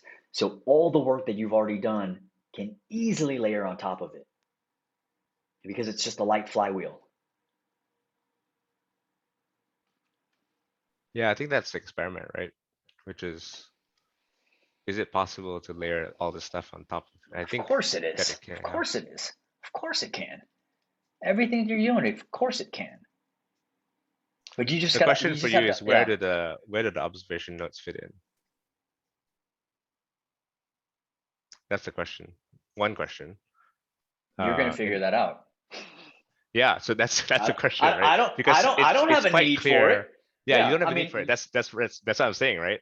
Like, I had to develop it because the original Zettelkasten didn't have anything like that, and I felt I discovered I needed it. Not the original Zettelkasten. Your interpretation of It's the not in original there, man. Zettelkasten. You go look at it. Yeah, there's What? nothing like that. The And observation notes. Yeah. No, it's not in there at all. yeah, that's what I'm saying. Yeah. I need it. I discovered I need it. And I think it's clear that literature notes are a different beast entirely than an observation note, where previously I thought maybe it could slot in there, but it feels like a different thing.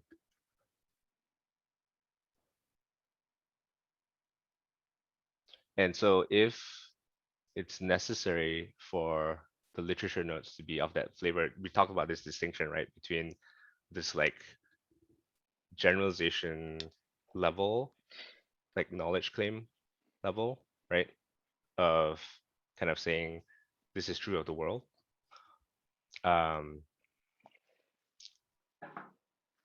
without having the contextualized observations,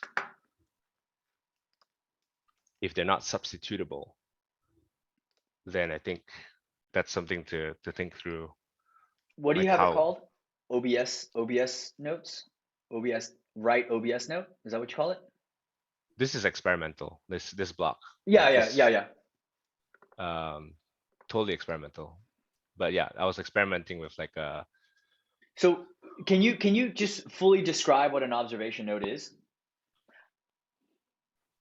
yeah, it's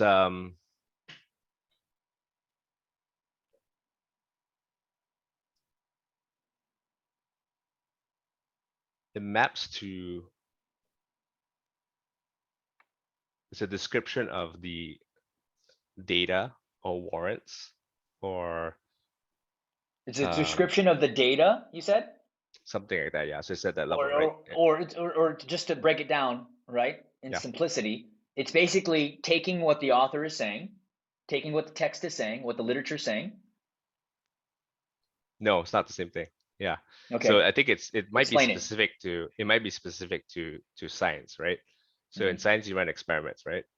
And your experiments produce results, right? You look at the petri dish, you measure the two things, right? Mm.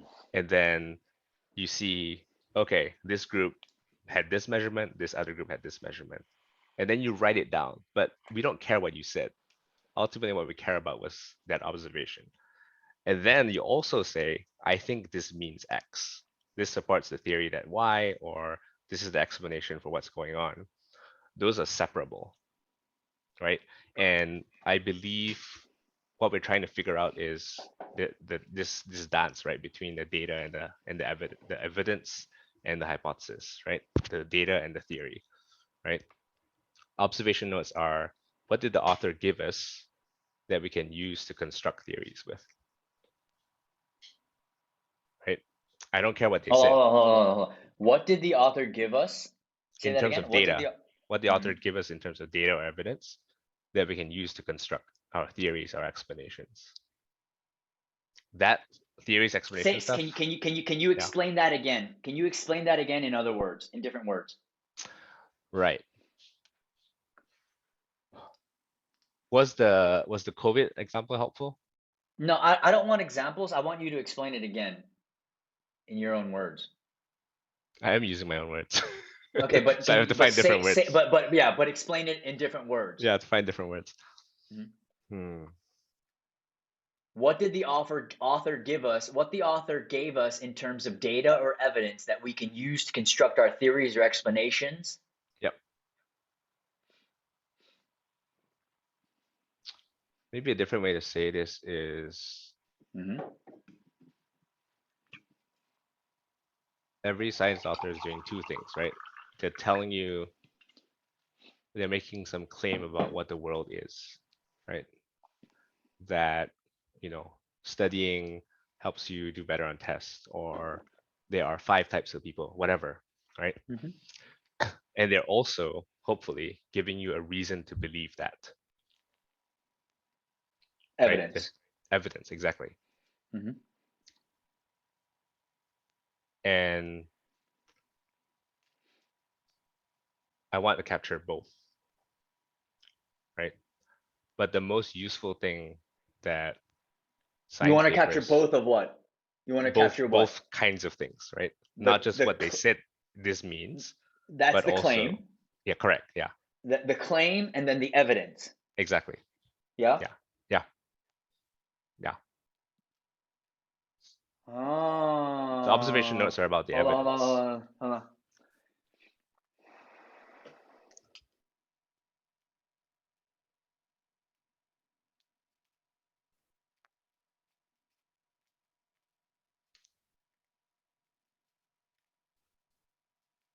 Why could the evidence not just be the starting point of a fleeting note?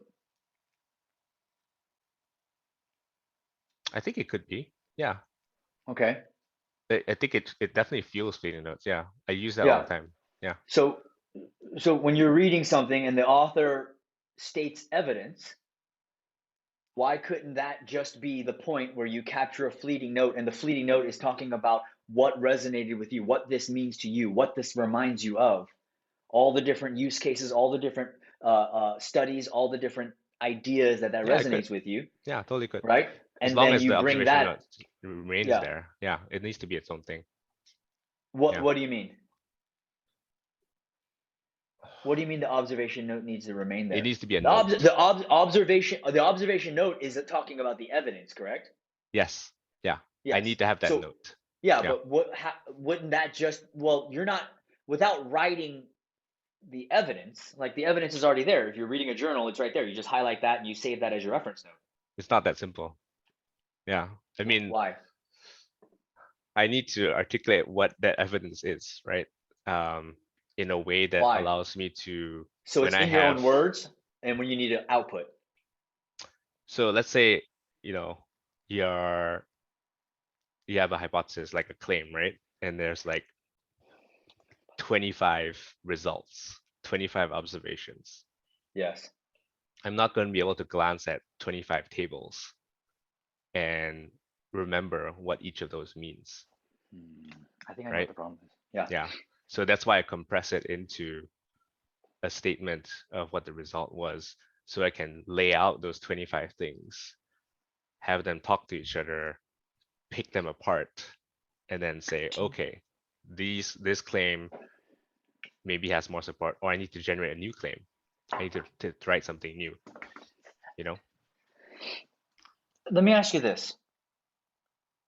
Who do you know?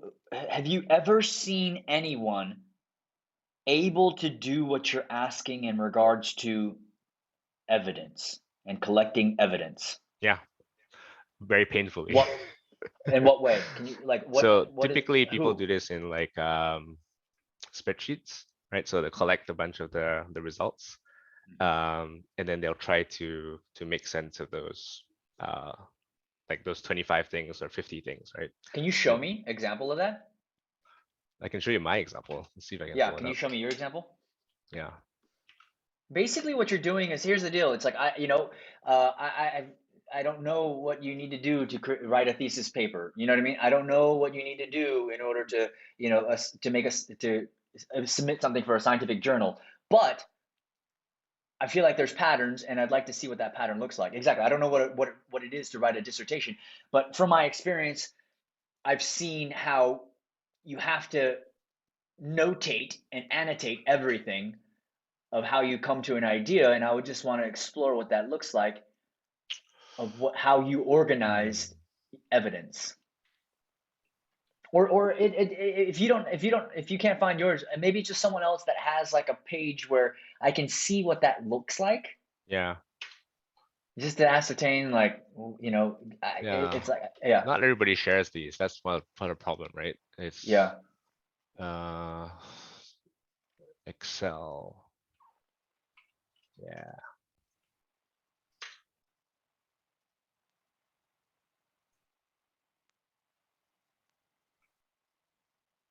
There you go. Oh, this one. I think this one. Is it?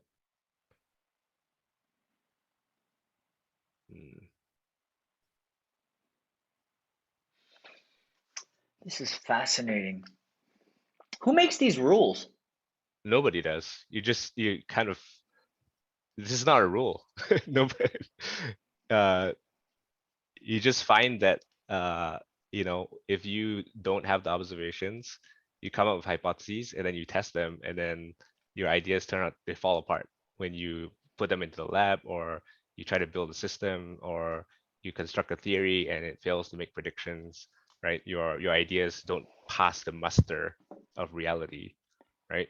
And so you realize, I need to build them on stronger foundations, right? Mm-hmm. You speculate these theories. Anybody can come up with theories. The ones that last are like Darwin's theory that was built on mountains of evidence. He spent tons of time synthesizing all these very concrete observations. I went to this island, I saw this particular bird, and he retained that specific observation. He didn't rush to generalize to his theory, because he actually did. There were tons of theories he had to throw away because they were all false. They were useful, but if he stopped there, if he only had that at that level, he wouldn't have gotten to the level of the theory of natural selection, right? Mhm. Oh, here you go. Oh, is this useful?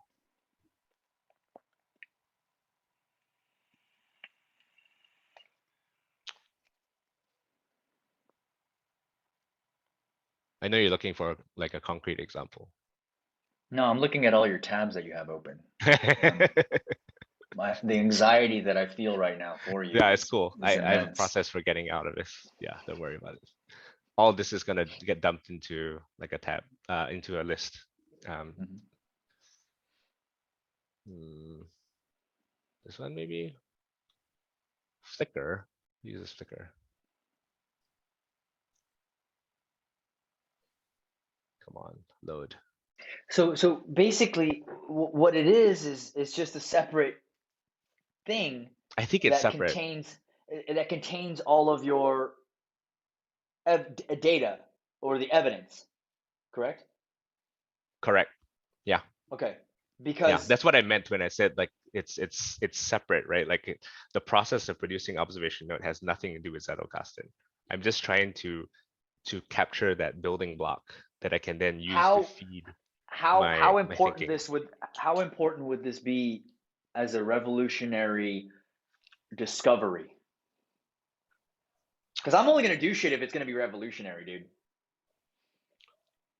Like how many people writing thesis papers, how many people writing, dissertations would gain value from our discoveries? Everyone. Why? Prove it. In what way? The typical lit review that you see in dissertations. Can you show me what that looks like? I have no idea what that looks like. I don't know what a lit review is. It's a Yeah, literature so review, I presume. yeah, literature review, sorry. Yeah. Okay. So actually, damn it, it's in a book. Can you show me? I don't care. Like, No, it's hard to show on the camera, but I think oh, Holbrook is fine. Holbrook has examples of these. Um, do they have snippets in here? I can show you the source that we just looked at has a lit review, right? Um, I suppose. I mean, yeah, can I just assume that no, it does, it it's a does, it does. review of the literature that you used as evidence support of your article? It's the review of what we know so far, right?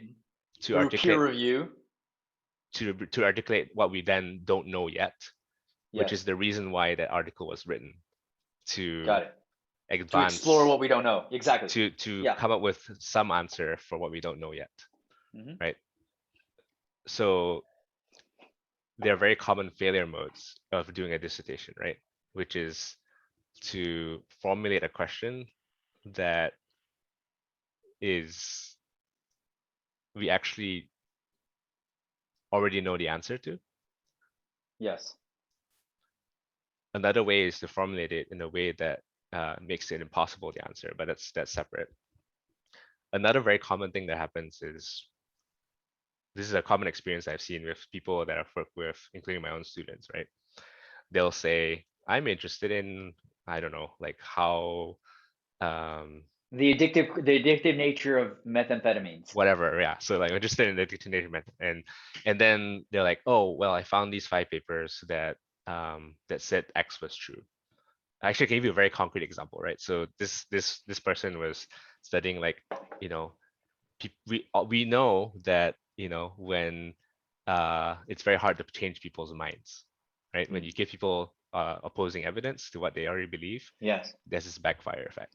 We It's my know that. dad. It's my dad. Yes. It turns out we don't know that, right? But you wouldn't know that if you only looked at the surface level and you just captured things at the generalization level and said, Mm. 5 papers have shown this, right? Mm. But if you retained the observation notes, which contains the actual evidence, you can go back and say, oh, wait a second, they've only shown this, they've only tested this with these college students with this particular topic. I'm trying to understand how people respond to conflicting evidence for this very contentious political topic. Do we actually know what's going to happen here? right? And so just actually there's an invisible effect of lots of people prematurely abandoning lines of inquiry or freezing lines of inquiry because they think it's certain, right? They close off the uncertainty too quickly. They'll say Mm-hmm. this is known, or my thesis idea has been scooped. Now I need to do something else, or they worse also they might build their argument on shaky foundations, right? Every argument has steps, right? They'll say we know that X is true, we know Y is true, therefore Z might be true.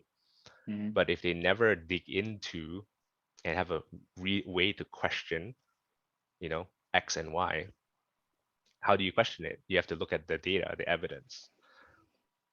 If it's not represented anywhere, and the only way to access it is your faulty memory of what you saw on the table, there's no way to go back and question your thinking, other people's thinking, and say, well, okay, do we really know? Or what might actually be going on here? If you just only capture the claim level, what people claim is true, but never retain the observation notes inside your conversation partner, like your conversation partner doesn't have that fuel, right? You're stuck at the claim So level. so Yeah, let me reiterate what you said in order to see if if I understand what yeah, you're saying, yeah, right? As someone pursues a question or a line of inquiry, right? yep, They're going out, they're studying something, they want to know the answer to something, right? yep. And as they go on this journey, they do the Nobody research may know and the answer, right? So it's very important to realize like they're yeah, not. no one may know the answer, Yeah, but they're like if you're a good scientist, you want to study the unknown or correct, uncertainty in order to figure out what that may be, correct. right? And Yeah, as you're going on, as you're gathering the information to solve that problem, you stumble upon several pieces of evidence or yep, data, right? Or other studies that people have done. yep. And what what you're attempting to do, what you want to be able to do is not only collect the claim and all the things that are surrounding that these five different studies, Mm-hmm. right? All the things that they all the other sources and all the evidence and not the evidence but all the claims that they're saying this that and another, but then Yep. you also want to have the evidence, but not a table, right? You don't want the table, you want evidence as in x equals y, so equals z, correct? Yeah, like things like in this table, we can see that this group had this value and it was greater than this other group, or Yeah. there was a trend over time in this But particular group. that Yeah. that data, that evidence has Yep. to be linked to these claims, Yes. right? Yeah. But can you abstract out evidence? What do you mean abstract out? Like transform it to something else? Um, can you look at the evidence Mm-hmm. and can that remind you of other studies, journals, articles, and reviews? Yes, and it should. It And it absolutely should. should, Yeah, it correct? should. Yeah. Correct. Now, Yeah. if you were able to connect this to other studies, journals, and articles, right? Mm-hmm. Does the actual evidence matter as much as what it reminds you of, as long as you capture where the source of that evidence is?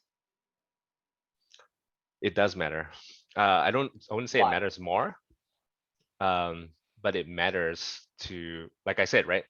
So it's fine for like if you're only ever processing like 3 to 4 sources, right? And your memory is infallible, right? All I need to capture is the source. What do you mean by source? Like the snippet or something? Or the screenshot? What do you mean by No, source? whatever that may be. It could be the article, it could be the bibliography, it could be the Yeah, Zotero clipping or whatever that looks like, yeah, the yeah. annotation. It matters. That matters a lot, right? So if it's just the reference, the bibliography, Mhm. that's just the citation, that is for sure not enough, right? Because your memory is going to fade over time, and you're gonna collapse, right? Okay. Yeah. How about this? Yeah. What if you had the infallible memory? I completely agree, right?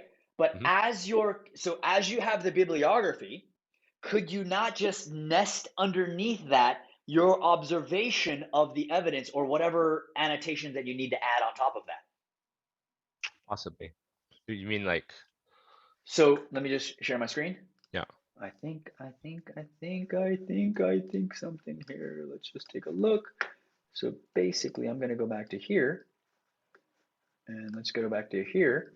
I'm going to go to the daily notes page, and right here you have this, right?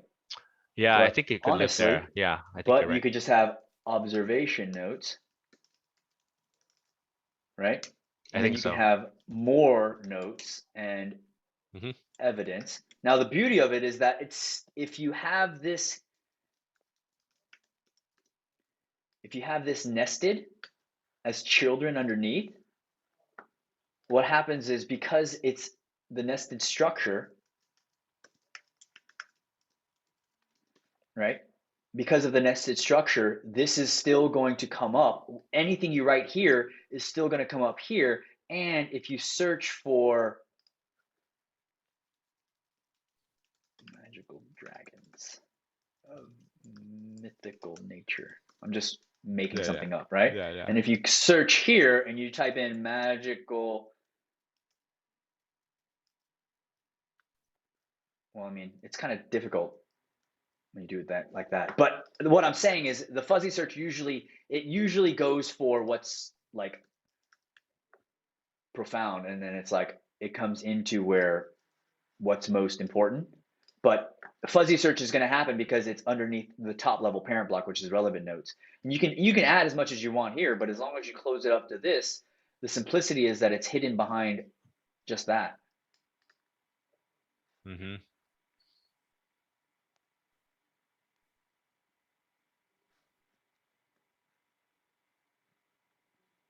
Gotcha. Ha! Did I get you? Did I get you? Did I get you? I'm Come on, I'm still not dancing. understanding where the literature note fits in, actually. The literature note is going to be, well, the question is, would the observation note happen first? And I would say the observation note is basically your take on the evidence, correct? It's your There's interpretation. a It's few different your variants. no, Yeah, no. Well, it's yeah. not. It's not your interpretation, but there's none of you involved in that, correct? My description There's of it. Yeah, no, correct, yeah. correct. Yeah. There's no involvement of you in that, right? So, in my opinion, there's no. Your opinion is not. My Your abstractions are, yeah. mm, technically, yes, it is Okay, involved, but but not in the in same what way way? as. In what I way? mean, I chose to attend to something, right?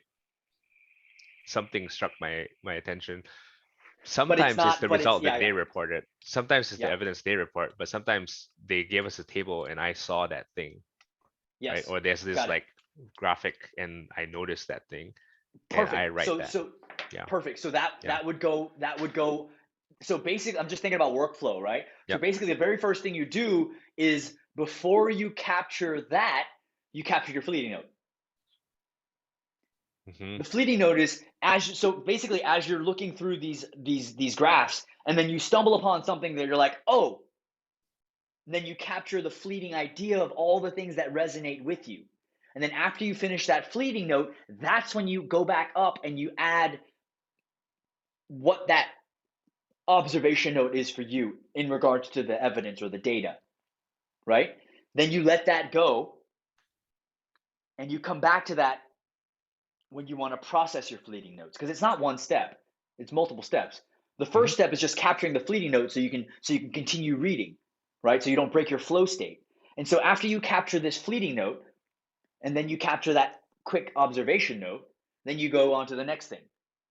And then when you come back to this, say 24 hours or 72 hours, or how I like to capture and how I've been teaching everyone is to have it where if you come back to this in a month, you would Yep. still understand why this stood out to you. Yeah. Yeah. And then when you go through that, you go through your fleeting notes all the way through one more time. Then you go back up to the literature notes and you abstract out on the literature notes, and then you go back up to the reference note, see if you can add anything else there. And all of that information is not lost anymore. Because anytime you stumble upon this permanent note, with one click, you'll see all of that information there, hidden behind the simplicity of the blocks. And then what you're doing is you're not connecting the evidence, right? If you need to search for the evidence, you can easily search for it, right? If you're looking for, oh, this observation note from this study, you can search for that in your fuzzy search. But what's going to be interesting is that if you follow that fuzzy search up, right, and you follow that reference note up, and you see this permanent note that it's attached to, and then you see the relevant notes that it's attached to, then perhaps you can stumble upon a different study that you might not have thought about stumbling upon. And because everything is structured in a way where all that information is there, not going to waste, but simplified in a simple, lightweight structure, when you do stumble upon another note, what's going to happen is you're going to have all of your evidence and your observation notes right there. Hmm.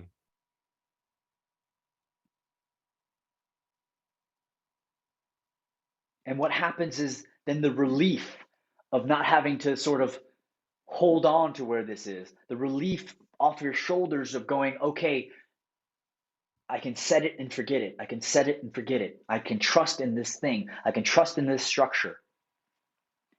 And the thing is, it's like the idiosyncratic part of it is you need this because you have a problem you need to solve. Others have different problems. Others don't want to have any references. They just want to talk about what's going through their head. Mm-hmm. And so that would still fit underneath, but it's, yeah. Yeah. Here's a question.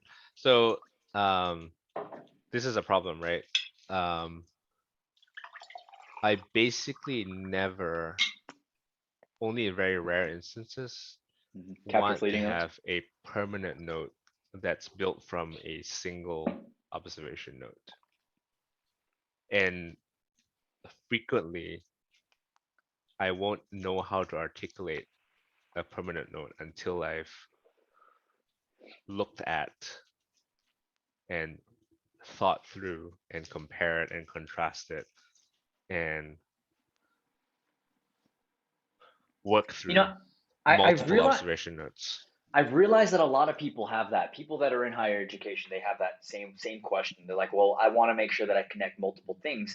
But the fundamental concept is that it's a one-to-one relationship between like the fleeting note and what is derived from that, or that, like when you're reading, the fleeting note is fine. That's not the problem. Yeah. The fleeting note is fine. It's the permanent note. Yeah. Yeah. And as you're reading, or even a chart, it's you're reading and then you had that idea at that moment. And if you had multiple ideas at that moment, then you would go to that and you would add another permanent note, but you don't know where the permanent note is going to live in the Zettelkasten.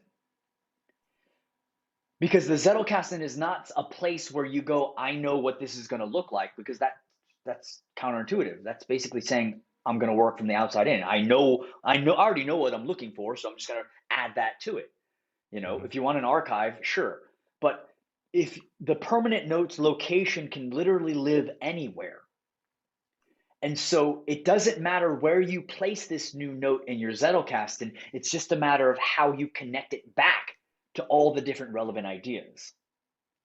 And so you can have a graph, and as you have this graph, you capture a fleeting note, and then you're like, you know what? I think there's a different idea here too. So you capture a second fleeting note. And then when you come back and process it, it can be linking to the exact same thing. And as you go up from bottom up, the permanent note itself will not live next to the next permanent note. It could, but that's not my question. That's not my question, right? So remember I talked about this 25 thing, right?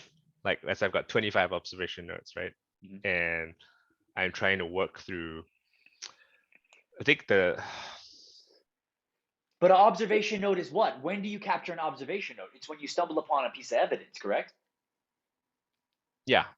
Yeah, so when you stumble upon that piece of evidence, you're also capturing a fleeting note of why you captured that. That's not the problem. And so okay, forget about the fleeting notes, and observation notes one-to-one makes total sense, right? I think that's great, right? The fleeting notes gives that context for why the observation was born, right? What was it about the evidence that stood out? What's the significance of it? How does it connect? That's all Sure. great, right? What I'm trying to do is these synthesis notes, right? I think they're the same as permanent notes, but I don't know if they are, right? Because I want to say this quite clearly, right? There's not a one-to-one relationship between a permanent note and an observation note in my line of work, right? So to do a word for that would be hasty generalization, right? On the basis of a single observation or a single piece of evidence, you then make a claim about the world and never test it again against other observation notes.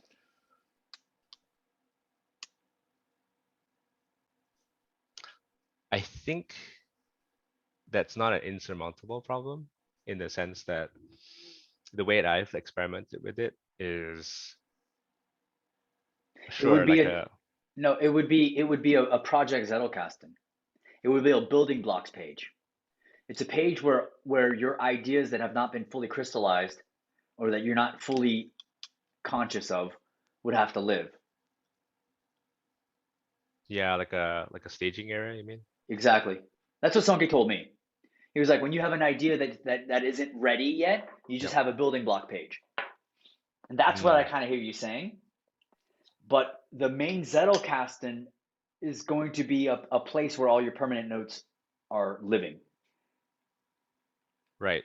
The ones that are durable. Mm-hmm. I think that makes So, sense. Yeah. so for instance, yeah. if you had, let me just go Mhm. back to the daily notes page here real quick.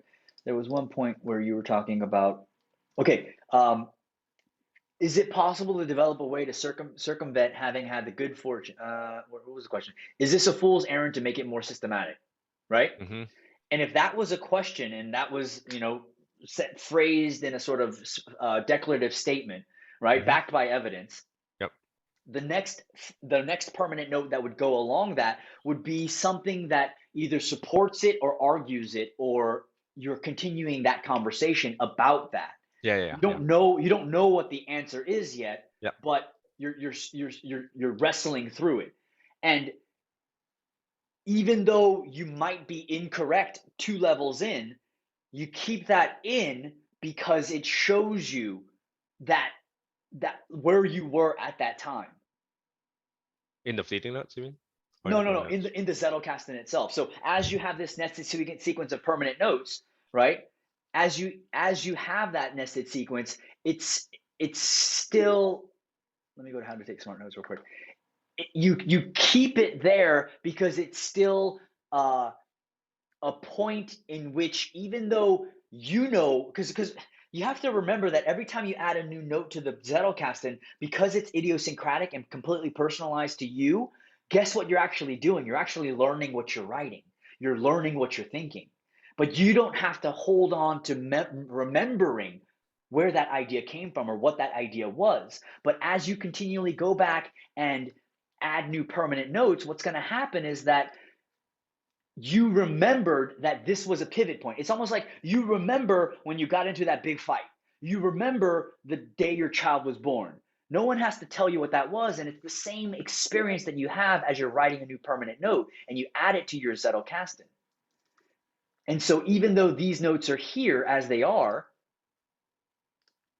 it's even though it may have been disproven, it's still a pivot point which you keep, and then you add and build upon that, just continuing the conversation. And it's through this nested sequence, and because a permanent note can live here or it can live here, it's all of this structure that you're looking at here. It's not something that you've thought through. You're looking back at the notes that you've already written, and you're going, this is an interesting conversation. I want to follow this through. This is an interesting conversation. I want to follow this through. And the ones that don't get continued, you're going to realize that, oh, obviously I don't care about this. Mhm. Yeah. But the ones that go in deep, it shows you that you do care about it. Mhm. Yeah, and then you also have the references, right? Like the ones that Yeah, that exactly. are All richer. inside here. And then even this, I mean, this person even went deep into it too. It's like they went deep into what this means to them. But again, this is all it is a simple lightweight structure. And because they wrote all this out, what they have is they have the context of how they got to this. And then this is a declarative statement, not to the world, it's to you. This is for you. And it could be a statement, it could be a question, but it's for you. And as you build this out, the thing that a lot of people don't understand is that because it's written in your own words, you begin to remember this. And these start becoming experiences in your life. That's what I've experienced. That's what people that build this out have experienced. That it's no longer just a place where notes live, but it's actually a representation of them. Hmm.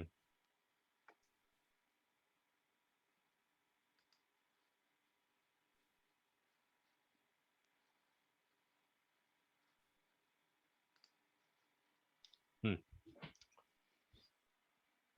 What are you thinking?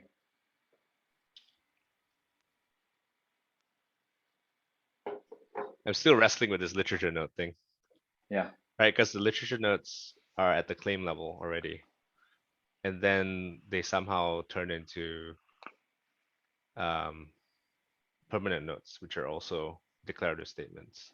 They're Are yours they though. are they claims or are they well, is it a claim to state what the author is saying? It's the author's claim, right? Well, it's your interpretation of what the author is saying. Correct. Yeah. Hmm.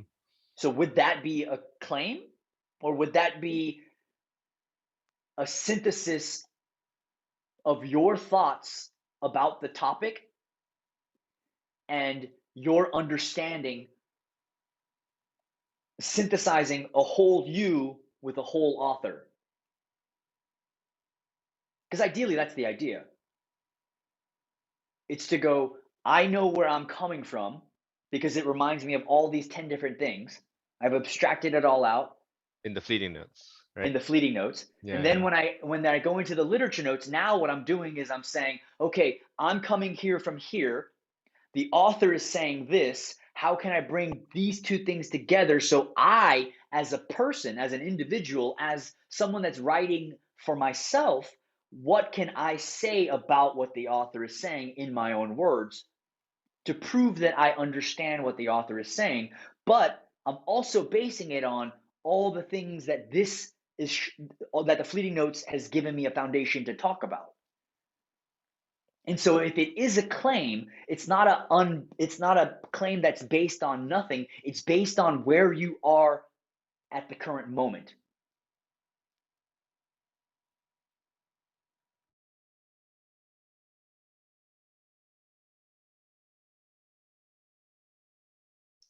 I don't think it's quite clicking yet.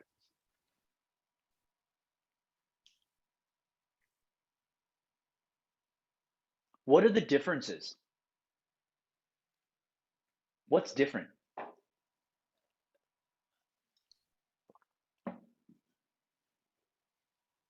So, okay, we had this hypothesis, right, that the observation notes could live, slot into the reference notes. I think that kind of makes sense. In the sense that the reference notes section is for the source material. The fleeting notes is the context of where you are coming from at that moment, processing that source. What did you find interesting? What's on your mind? What else it connects to?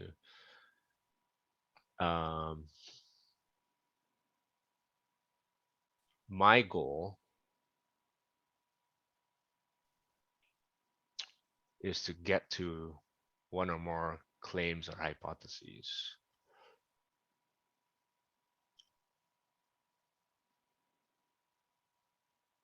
You know what's interesting is that after you do your fleeting notes, your literature notes, and you have the reference notes and all the observation notes, right? Mm-hmm. You don't make a permanent note after that. You open up all the other notes that you've already written and then you write this in conversation with the notes that you already have. Yeah, that So makes total sense. That's not a problem. yeah. Yeah, there's no puzzle there. That makes a lot of sense. And So that way you're what you're doing though is you're continuing your knowledge. You're continuing your ideas and thoughts. And so the claim could be several blocks in. mm-hmm.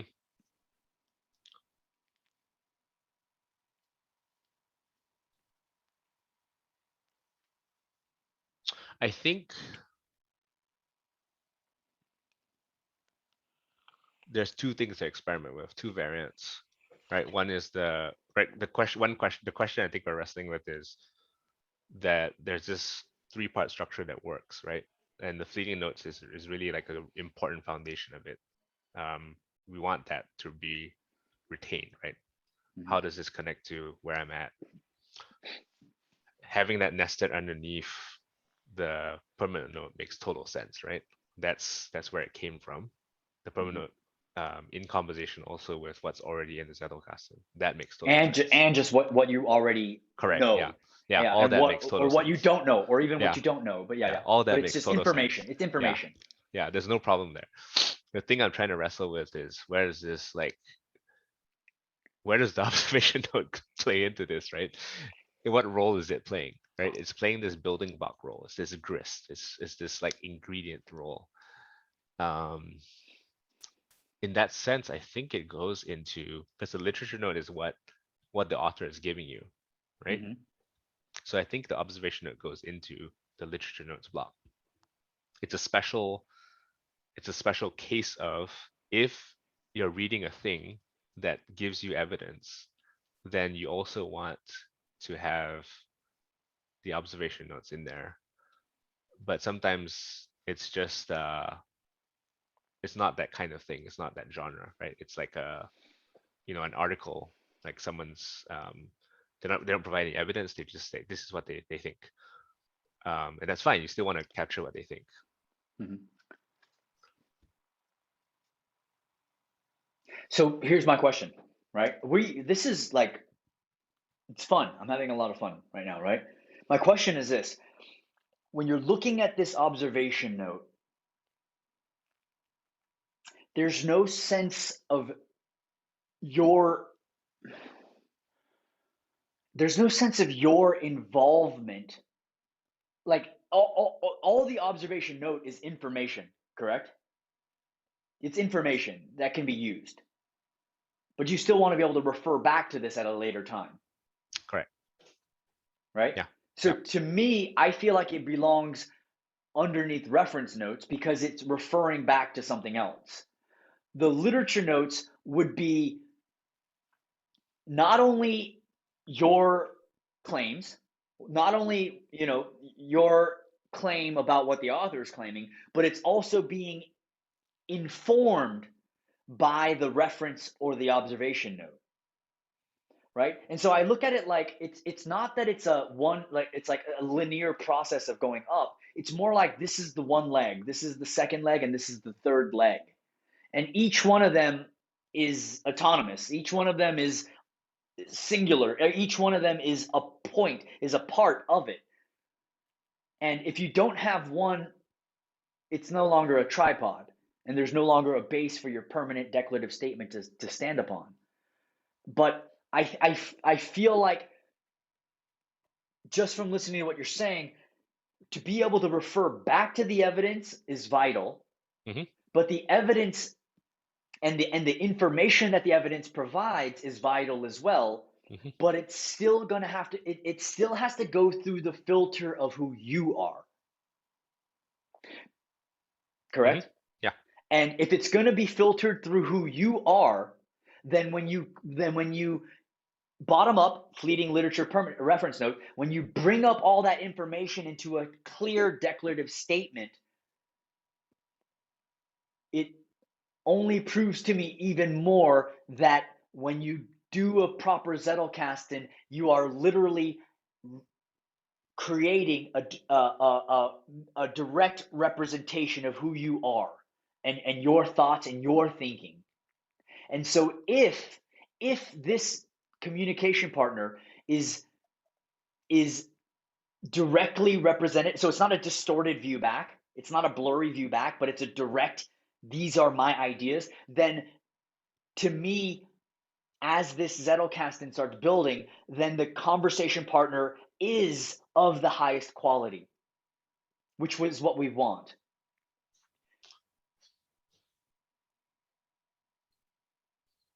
Because anything less than that would be a distortion. It would fall apart. We wouldn't be able to trust it. It has to be that.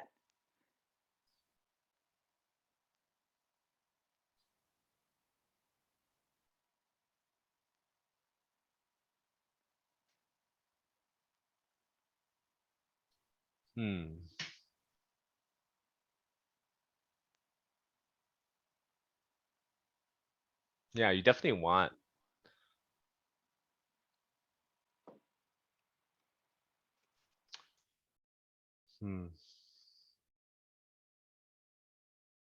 I need to dig into this more. It's definitely 100% clear to me what role the reference lake is playing, right? The 3 lakes, right? The reference Yeah. lake's clear.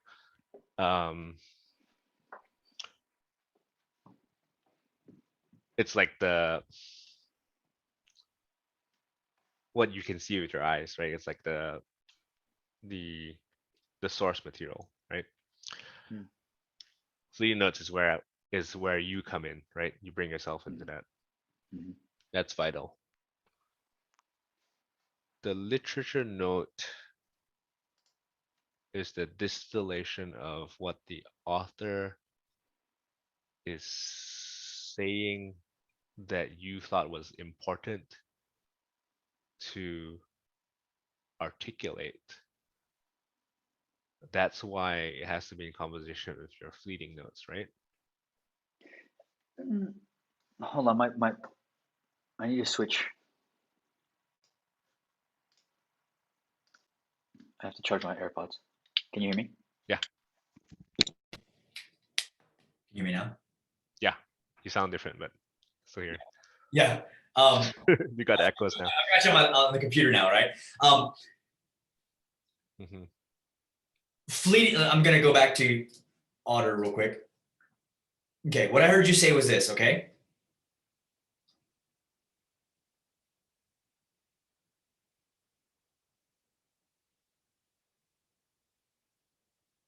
The reference note's clear, right? The fleeting note's clear. Is where you come in, right? You bring yourself into that. That's vital. The literature note is the distillation of what the author is saying that you thought was important to articulate, correct? That's what I said, yeah. Yeah. And I say that's a fleeting note.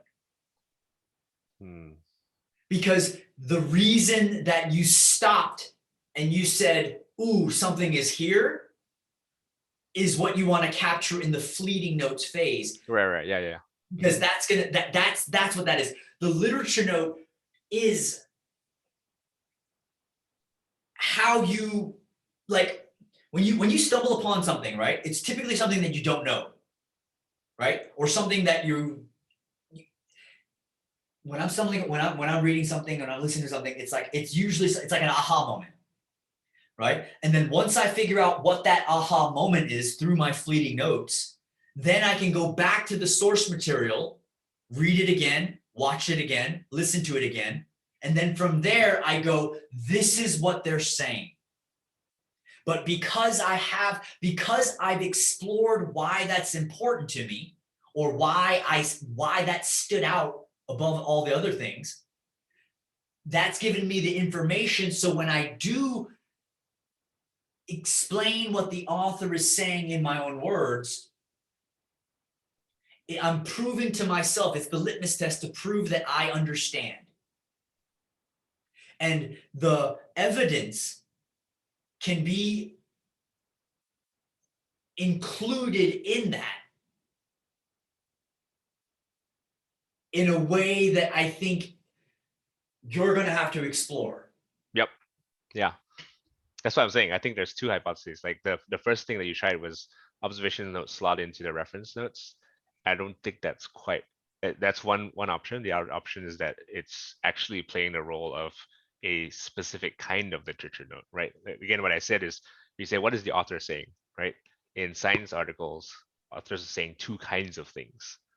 They're saying, this is what I believe about the world. This is my claim. Like smoking causes cancer. And this is what I saw. Mhm. The authors are telling you what they saw. They're reporting their evidence. How do Right. you bring that up into a declarative statement? 'Cause that's what a permanent note is. Yeah, you would generalize, right? Yeah. So like you would say, for example, yeah, the author claims that smoking causes cancer. The author reports they ran this experiment and they found this association between the people who smoked more in this study. These particular people, the people who smoked more, were more likely to have cancer by X amount, right? You collect enough of this, then you start to say, okay, I think I'm starting to really believe now that smoking causes cancer. That's the declarative statement, right? Or my example, right? So let's say we read like 15 more of these articles that we just processed, right? And we kept seeing this pattern that anytime there was this cross-boundary information thing, technology wasn't involved, right? They just threw it away. I Right. think I have an idea. Okay. When you have, so let's say you have this idea about, smoking and cancer, right? Yep. And you're not there yet. Like you know when you're there and you know when you're not there, right? With a permanent note, with like, hey, I'm clear on what this is. I want to add this to my Zettelkasten, right? Or let's say you don't know, right? And let's say you have a page that's called smoking equals cancer, right? And inside that page, you have all the different pieces of evidence and all the different Yeah. notes that you've taken upon that. Yeah. And then when you're ready to take and bring this into your permanent notes with a declarative statement, you have that capability. I think that's right. Yeah. I think that's the solution. Yeah. So basically there's let me just see if I can walk through this real quick. Yeah. There needs to be like an intermediate. It will still get called the intermediary notes. Let me see if I can put my headphones on.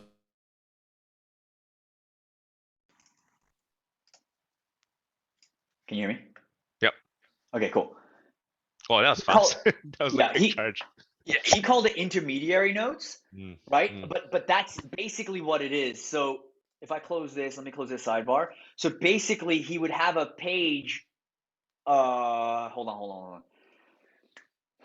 How I did it was this, right? Let me just go here, right? I'm just gonna do current time, right? And then instead of here, Yeah. right? Yeah. And then these could be, and then this, I wouldn't call this relevant notes. I would call this Staging evidence. error or something. Yeah, evidence. Because this could be all the evidence that supports this intermediary note. So I if I got shift you. click on this, then I can go in here and I can add Yeah, I got you. causes, right? Smoking, Yeah. cancer. Let's just double check here. And then basically you can hook this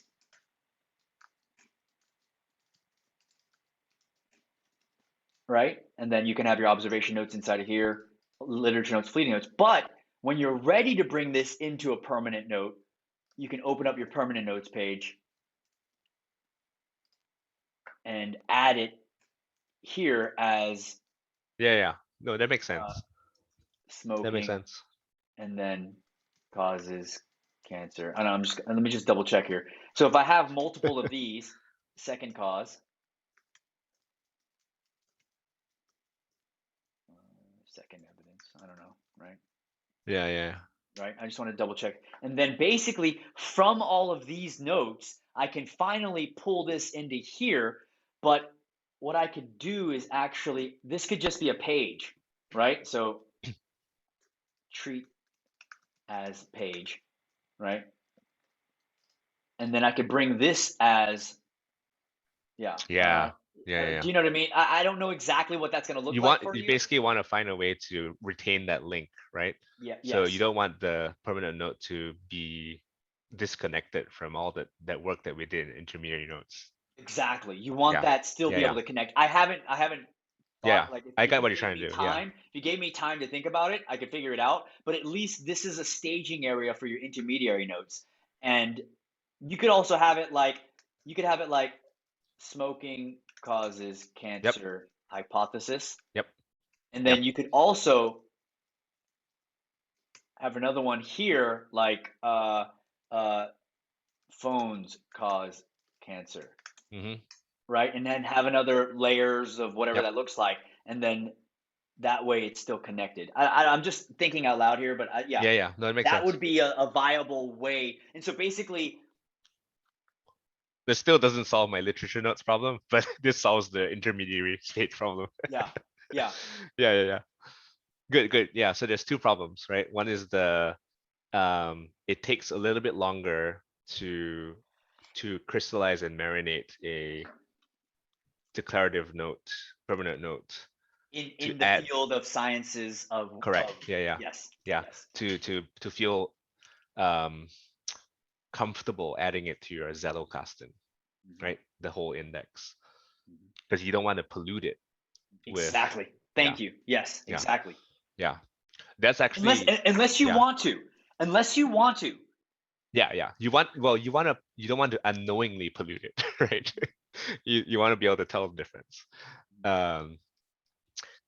Yeah, so that makes sense. I think that's a nice pattern.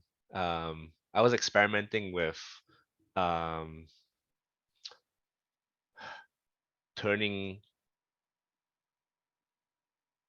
blocks into pages, but I like the fact that they're all pages with the same exact same structure as in the Zettelkasten, right? You have this ability to trace back through block references, but it's still a page.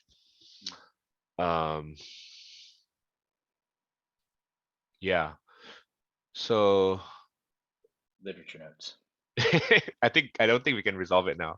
I think that's just something I have to experiment with and see what feels right. My gut says that it's gonna the observation notes are gonna live inside the literature notes block, because the again, like the observation notes still rely on snapshots from the source material, right? You've got that table, you've got the quotes, all that's reference material. The observation note is the distillation of what the author is saying in terms of evidence. And that's still in your own words, though, correct? Still my own words, yeah. Yeah. So I think you're right. I think it Yeah. does live inside of literature notes. Yeah, I think so. But the graph and the data and any Correct. other hard evidence would live underneath reference notes Correct. as children. I think so. And then maybe even separate literature notes to have. I'm not sure if it would live inside or not, though. The subsection for observations. Well, that's the beauty of the blocks, though, is Yeah, I think so. as long as it's underneath that one top relevant note, like Yep. as long as it's underneath there Yep. and it's connected there, then it's fine where it lives as children blocks underneath literature notes. Yep.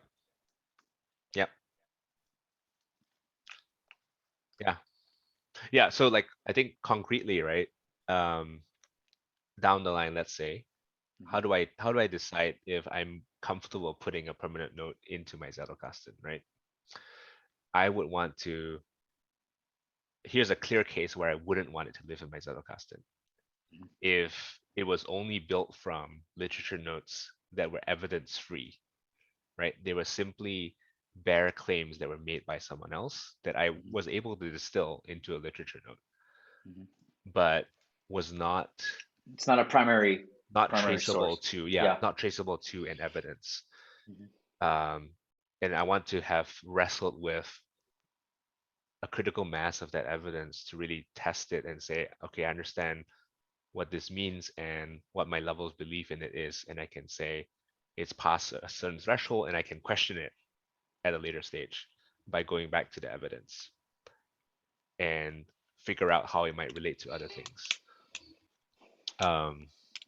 I honestly think it's possible as long as you understand you basically get it, but as long as you see what it feels like to have trust in a system of your of you, and that what happens is once you hit a threshold of say 50, 60, 70 permanent notes all written in your own words, what happens is then you see that it's not notes anymore. It's actually you that's looking back at you if you did it right. Mhm. And so each one of those notes is an experience that you've gone through. Just like, going to your favorite restaurant. You don't have to, try to remember what your favorite restaurant is like. You don't have to try to remember what your child looks like. It's like those are experiences. Mhm. And as those experiences start accumulating, what Yeah. happens is then it's you. Oh, right. Okay. So I remember now why we talked about intermediary notes, right? Because we're talking about not wanting to have a one-to-one relationship between a source and a permanent note. Yeah. And to be able to develop it over time, we use the intermediary note structure, which is the exact same mechanical structure. So we don't have to learn anything new, right? So it's the Exactly. same tripod. Exactly. Yeah. And it's still traceable, right? Those layers are still always accessible. Nothing gets lost, right? Once I transfer it into the index, that's when I'm promoting it to like a permanent node, like And you a could belief that I probably have. Yeah. you could probably do that by just having the reference node be the bracket of whatever that top level parent block is, or block referencing, basically block referencing. So basically, if you have all your evidence here, just block reference this, and then that would be. So basically, you start a new. Oh, hold on. I think we're not synced up here. So on the right here, right? Mhm. What are these? What are those to you? These Yeah, these are just ideas. I mean, it doesn't have to be like that. It could just be like that. but they're not observation notes, right? No, these are basically these are all the intermediary nodes. So Correct, basically, you correct. Yeah, that start. makes sense. That makes sense. Yeah, Yeah. So you yeah. start here, right? Yep, And then you add it to your intermediary notes yep, page. But when you're ready, you yep, can block reference this one, yep. or you know what I mean? Yeah, And then that would be your sort of source, I you like know? it. I like it a Then lot. and Yeah, yeah. but then when you do this though, you have to realize that you have to go through your fleeting notes again. You have to go through your literature notes again. Because this is going to provide you when you do go into your permanent notes, it's going to provide you with all the information. This is the work. Wait, So wait, wait, once wait. you So hold so on. The when when it's time to transfer or when you're yep. ready to bring this, so say you have like three different pieces of evidence, right? Hmm. And however you organize it. When you're ready to bring this into a permanent note, you don't just simply do that here. No, you want to know why, like what was this? So you create a new permanent note structure like this, and you use the block reference to this one, because this is the one that you're I answering, got you. Yeah, yeah, yeah, right? yeah, And that's yeah. the source. But then you go here and you go, what is this like what is it about this, right? What's resonating? What does this mean to you? And then you abstract out what this means, and then you go back into the literature notes, and this is where you start going, this is what I'm talking about, this is what I'm saying. And this is sort of like, it could be a phrase, but it's, again, I like going through all the mechanics, but once you get to that point, you don't really have to. You don't have to. And then, again, this is what you were saying, Yeah, yeah, yeah, right? yeah. Yeah, Because yeah, yeah, it's yeah, yeah. intermediary. Correct, correct. And then here is when you and then here is when you open up the permanent notes into the sidebar and you find out where it fits, and then you add that there. And so that way, when you do go back to this, so if I go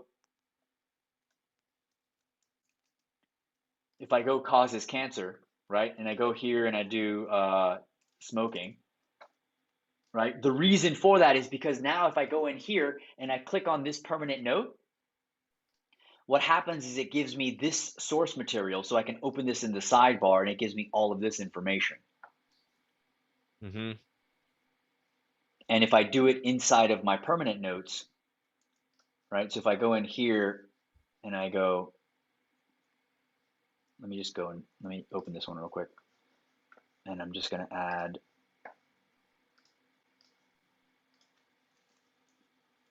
Yeah, yeah, Right. And so now if I click on here, it's like, you know what I'm saying? yeah, yeah. Or actually, I should have done it the other way. Sorry. I kind of want to show this though. I think this is going to be Wait, important. it goes into. No. So if I go back into my daily notes page and I go back here, if I'm here, right, and then I'm going to bring over realization, right? Now Yep. this is related to this. So if if I happen to stumble upon realization and I see smoking, right? So if I'm in realization and I want to see what's related to realization, I see smoking. I click on that with one click, and then right here I have the source material. Yep. And this Yeah. is going to be your intermediary notes here, but it's Yeah, linked to that exact point. I think this is promising. Yeah, the other question would be, I think this is a problem that By the is- way, like of all the people that I fucking like walked this through, like everyone else has been throwing me like dodgeballs, right? It's like volleyball. That's what they like. You are like you know what I mean, like missiles, like attack missiles, and I love it, dude. No, I love it because this is how you like learn. You know, this is how you sharpen the blade. yeah, But I'm enjoying all of this, man. Yeah, this is But good. yeah, you were saying. Okay, so we've talked about two problems so far, right? One is, where does the observation node live in relation to the tripod? Mhm. Second problem, how do we avoid rushing into a permanent node, Yes. right? And I think the third problem that is also, I think, specific to the science research case is when it comes time to tell someone else about a declarative note, a permanent note, I will want to reference all of the sources to cite them, right? So you, Yeah, this is a good thing to solve because this is the problem that Lucas and Lisa, right? They care about, right? That's why you call it Mhm. cite, right? I think that's way down on my list of priorities, right? That's my concession for living in academia, is Mhm. that's just that's the rules. I would much rather point people to not the citation, but the actual observation notes or literature notes. But that's for a different time. So you see how, look at this review, right? These guys, right? These are the citations. Yes, Bert. Yeah. Mhm. This information is retrievable through the associative trails, right? Through the tripods, right? You can open up the tripod. In the simple case where there's a one-to-one relationship between a reference literature note and a permanent note, that problem is not hard at all, because right where the permanent note was born, that's where the citation is, because there's only one. In my case, if I'm going to do the intermediary notes, If you open I up guess that it's block, fine. It's fine. if Yeah. you open So up like, that block, it'll have all your evidence there. I'm going to be referencing it every time I do like a Zettelkasten writing session with that tripod structure. They'll just be like, let's say there are 25 sources. There'll be 25. 25 sources in the intermediary note. Correct. Yeah. Yes. There'll be 25 tripods. Yes. Right. With all the Zotero bibliography. Yeah, exactly. And I think that's enough. So I don't think it's that big of a problem. Because if you stumble upon Marsden, right? What is Marsden saying? He's saying one thing. Yep. Right? No. He's not saying one thing. He said, I care about this one thing that he said. Marsden probably says like 15 things. Got it. But you care about the one thing. The one thing. Yeah.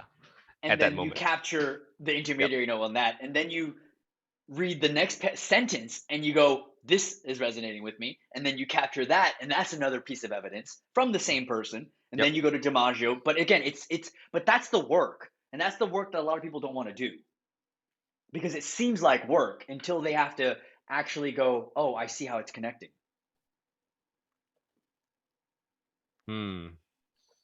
Okay, I think this is promising. So yeah, we got the 3 problems. We have a potential solution to all 3. Right? The hypothesis is that if I have an observation node and it's got a graph in it, the graph lives in reference, right? It's the source material, Yes. but the distillation of the evidence Yes. is literature In the note. literature notes. Fleeting notes must be there, and I think that's great, right? Because I've seen this. One thing that I care about is that the literature notes, the observation notes, are usable by people other than myself. Yes. Yes.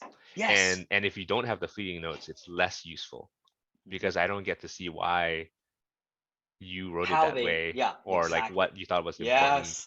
right? Yeah. That's context. You got context from the time, you got context from all the other things you're connecting to, and if I'm collaborating with someone, I want to know where they're coming from, right? And that's where the fleeting notes lives, right? That's the function of fleeting notes. That's where they bring themselves, their perspective into it, and that's why I kind of pause when you said like the observation note doesn't contain you.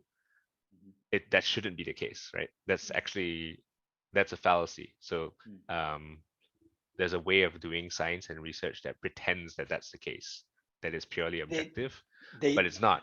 There's that makes, okay, I know what you're saying. Yeah, I know what you're saying. yeah. Okay. Yeah. Yeah. There's always an observer. Anytime Yes. there's an observation, there's an observer. If there's no Yes. place to put in the observer, then the observation is less useful. That is profound. But yeah, keep going. This is amazing. It's MC Hammer. MC Hammer Yeah. says when when something is measured, measure the measurer too. Yeah. Yeah. Yeah. Yeah. So I think so that, and then we've got the intermediate unit structure. I think we have and I think you said like project indices, I think are Yeah. similar to intermediaries. Well, no, projects are going to be things that are short term, burst. Like I have a semester that I'm learning artificial intelligence. It's all going to live inside of this project Zettelkasten. Yeah. But at some point, if I want it to be long term, I put it into the global Zettelkasten. Yes. Right. So that I think it saves similar role as a staging area. Yes. Right. Yes. I won't cry if I lose things in but staging you would area. but you would have to redo your permanent node. Yeah. To find out where it fits, because if you Yeah. have a project Zettelkasten and you want to bring this into your main Zettelkasten, Yep. you have to go through all your project Zettels and you go, where does it fit? And then you fit it, and then you bring over all the linked references. Yeah. All the inline linked references. I don't think they're identical. I think the intermediate node structure is not identical to No. a project index. Yeah. Yeah. No, I like the think, intermediate node structure a lot. I think that solves a lot of problems. I had an idea at the end point where once a permanent node is mature, for me to distill inside the note, inside the page, right? Because all the permanent nodes are pages for a little bit quicker reference, right? All the meat inside that, but that's optional. I think that will only happen once the permanent node is really mature. But even just having that trace structure is enough to add a lot of value to when I go sit down and write an argument for a study. I can surf through that whole structure without the burden of crystallizing everything into a paragraph structure that's like timeless, because that makes no sense. Everything's timely and contextual, and be able to trace through that and be able to have not just the time but the fleeting notes, right? Who I was at that point, what was I thinking about, what connects to it, and that fleeting note is also a place for the observation note to be in conversation with everything else as it should be. Yeah. Right. So like, for example, let's say I'm looking back at the one paper with that one result. If it's the fifth paper that I've read on that theme, I'm going to be able to, and it's still related to that one intermediary node, I'm going to be able to pull up the last four, Mm-hmm. and that's going to go, it's obviously I'm going to be reminded of those four, and I'll reference that in the fleeting notes and I'll talk about it. Mm-hmm. So in that way, they'll all mix together. And Yes. that's where the synthesis happens. Yes.